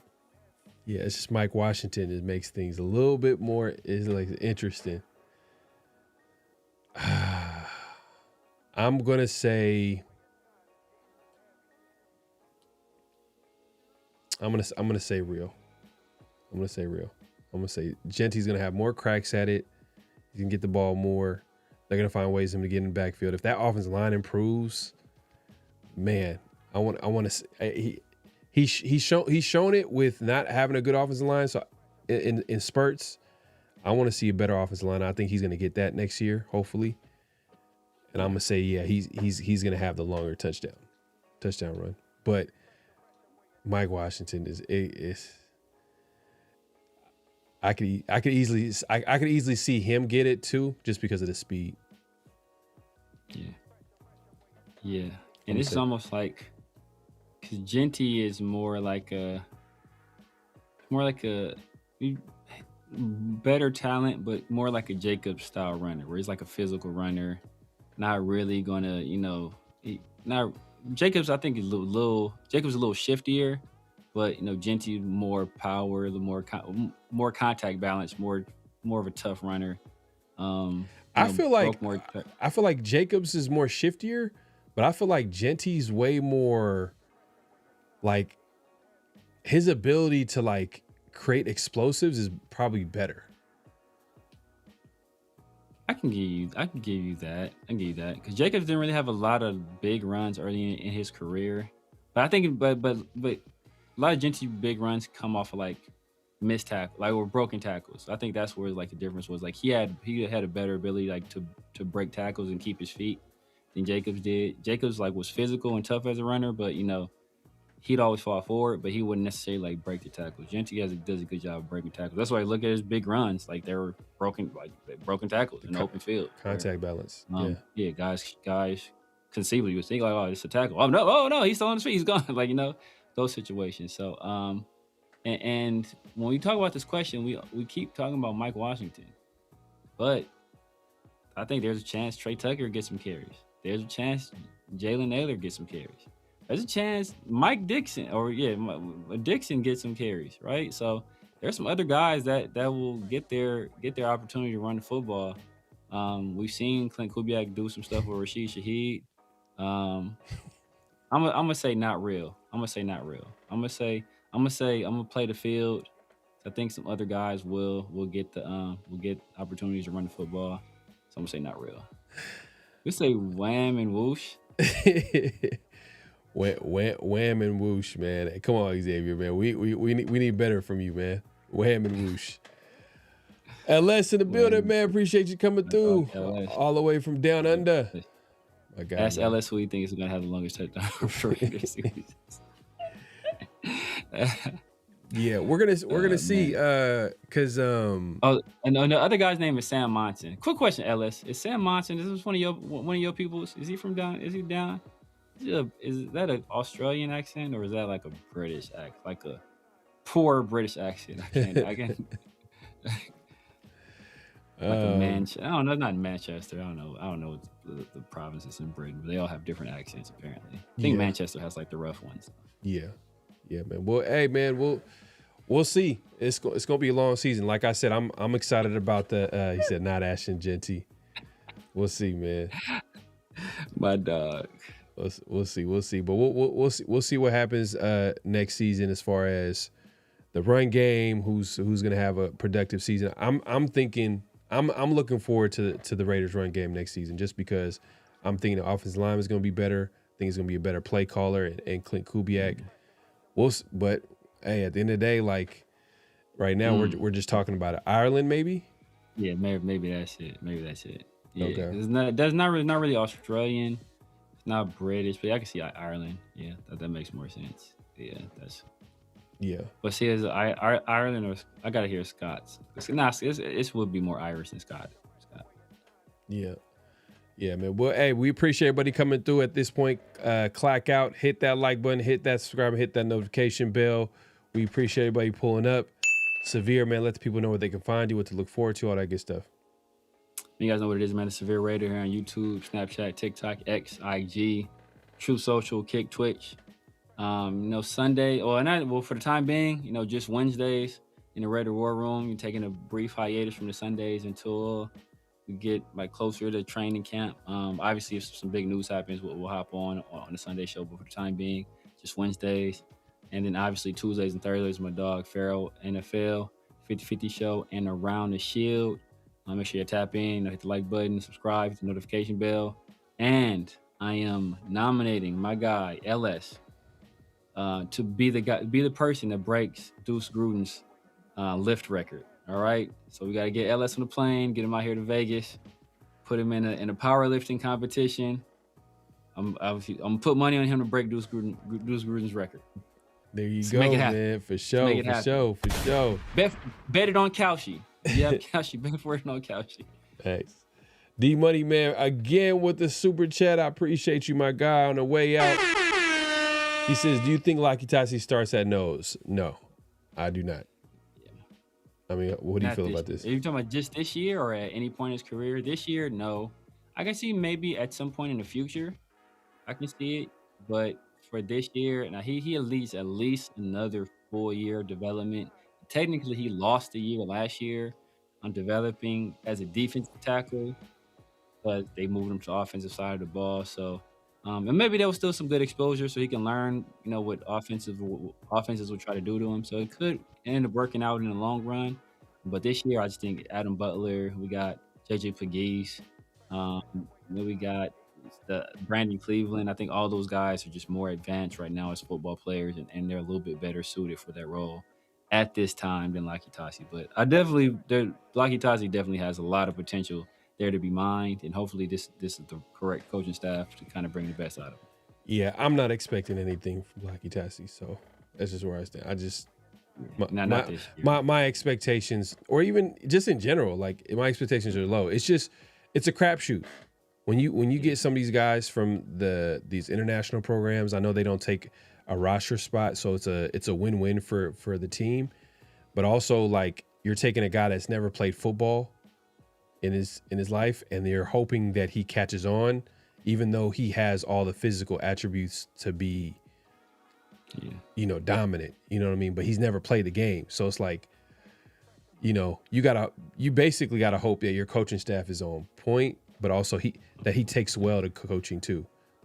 You know what I mean? So it's kind of a crapshoot. We'll see, but I'm not guaranteeing no type of start at nose. If anything, like we should talk about like what Brandon Cleveland possibly, you know what I mean, being a guy that can contribute at that spot. It's probably gonna be like a committee approach. Committee. Yep. Yeah. You know what I mean? JJ Pegues was drafted last year. He has some potential to be a guy that can contribute there. Who else am I forgetting? JJ Pegues, obviously Brandon Cleveland. They drafted him. Yeah. Cleveland, Pegues. Adam Butler is going to probably start the year at nose tackle, to be honest with you, and he's done it before. Okay. So 3 technique and nose. What happened? No, I was just saying that you see him at 3 technique and nose tackle. Oh, Adam Butler. Yeah. When we're in odd fronts, so he'll probably play the nose, and then when we shift to even fronts, he'll probably shift over. He'll probably play the 3 technique. All right. Yeah. Okay. But I mean, Lucky Tassi, I think the difference between Lucky Tassi and some of these other people is that Lucky Tassi played a game that shares a lot of like stylistically stuff with football and rugby. So he's not coming from like a no foundation at all, but obviously it's a unique foundation. And I think that if he has the size and he has the athleticism, and I think he has the mentality, the right type of like aggressiveness, that will bode well, especially on the defensive side of the ball, which I'm glad they made the switch, because going forward is a lot easier to make that adjustment and make that transition than it would be to like be a guy that's blocking and having to mirror and pass off stunts and do that kind of stuff. I think being able to go forward and say, hey, beat the man in front of you, use your size and your strength to beat the man in front of you, I think that's a lot easier to understand for a guy with that background. We have those kind of physical tools, then I think that kind of bodes well for what he can be in the future. Now, obviously, it's still a long shot. He went undrafted for a reason. He was an international pathway player. Those guys rarely work out. I think the Eagles took one. I think the Uar Bernard guy, that guy's freak in nature too. Well, okay, because you're saying that he has a better shot going forward than being on offensive line and trying to figure out how to move his feet and blocking schemes and all that. But are you saying specifically at D tackle, or is that every position on a D line? It's a lot easier than specifically at D tackle. Specifically at D tackle, because it's still some stuff you have to understand in terms of like keeping the integrity or keeping gap integrity or understanding your role in a particular play. Like, he's not a guy you're going to be able to run any like D-line games with or run any like inside twist with or anything like that, because obviously I don't think he has that in his game yet. But if you tell him, hey, you know what, I need you to make sure the runner doesn't get through this lane, but also, I need you to try to get in the backfield, that's something you can understand. Yeah. And I think that's a little bit easier than trying to have him set the edge and you got to watch out for pullers. And I think he has enough size where they try to run like the trap on him, I think he'll be able to like withstand that kind of contact. So even running stuff like that on him, I don't think it will work. And because when you play rugby, you kind of got to keep your head in the swivel the same way anyway. So that's why I think some of that rugby background will pay dividends. But trying to play D, obviously playing D end is, it's like it's a little bit different because you gotta kind of set the edge, and you gotta kind of keep contained on the D end, but you also kind of try to rush the passer. So it's a little bit different out there. Multiple responsibilities. Sometimes so I think a little bit easier on the inside, but it's still obviously but all of those are easier in my opinion than trying to play offensive line. Yeah, we'll see, man. We'll be paying attention to Lakitasi's journey. Obviously, he doesn't count against the roster, so the Raiders, like I said, it's a win-win to keep him on and see if they can develop him. And if he could develop into a nose tackle and a pretty good one, man, we're gonna be talking about that for years to come. I don't think Tazi ever makes it. I know a few people who are in the rugby scene, and apparently he wasn't too great at that either. He's an athlete first and a ball player second. Sheesh. Hey. Was my Lada a good rugby player? I don't know. I think that's the only kind of example we have of a guy that actually, the only example I can think of a guy that made the transition. I don't know how, like, I don't know anything about rugby, so I don't know if my Lada was any good either. And he's actually a guy that played offensive line, so he did, like, in my opinion, a more difficult transition. Obviously, well, if they're making a transition, most likely they're not going to be good, right? What, I mean? If they're making the transition from another sport, most likely they're not going to be good. Yeah, more likely than not. At the first sport. The other sport, because there was that one guy that he was a star. I think he was a star rugby player. I think the Eagles picked him up. I forget his name, but he was nice in rugby. I forget his name. LS probably knows, but it was a dude that was cold. I want to say the Eagles picked him up too. Was it the Eagles? It's another team picked him up too, and they were going to try him at kick returner or try him at running back or something like that, or wide receiver. But I don't think it worked out for him. I forget his name. Yeah, man. But hey, man, we about to get up out of here, man. Hey, we'll be back hopefully later this week around the Shield. We'll try to see if we can get a guest for y'all, and we'll continue this conversation. We appreciate everybody coming through. On the way out, make sure to clock out, hit that like button, hit that subscribe, and hit that notification bell. And obviously 50/50 show every Tuesdays. My guy Severe. So try to subscribe to the channel, as well as follow me on all over social media around the Shield. Obviously hit up Severe and hit him up on social media, all that good stuff. And yeah, man, hey, look, if you guys see anything that's flag on a play worthy, notable quotables, don't hesitate to hit us up and send us a direct message either on IG or on Twitter or X these days they call it, and let us know, man, and we'll try to see if we can incorporate it in the show, and we'll shout you out as well, man. So we appreciate you. Appreciate everybody coming through. Any last thoughts, Severe, on the way out? Nah, man. We'll just we got schedule release, I think, on Thursday, so we'll be able to talk about that a little bit, kind of see where our season, how our season lines up. Maybe that'll give us a little bit of insight into when the Raiders might, if they decide to, transition Mendoza into the starting lineup. Maybe we'll be able to look into that. Maybe we'll give us an idea of what our record will be. We'll be able to look at our travel schedule and see how many short weeks we have. I know in the past we've been kind of screwed over with those, so kind of see how that goes. And D-Money, man, we're both on the West Coast. Hey, you know what? We'll try to see, man, because I want to get a different perspective. Try to see if we get different perspective on around the Shield, just so we can see what other people are saying and how other people look at the Raiders and how they feel about the team, the state of the Raiders. So we'll have that conversation around the Shield. Stay tuned this Thursday. Make sure to hit the notification bell so you'll be notified. But man, we'll see y'all soon, man. Peace.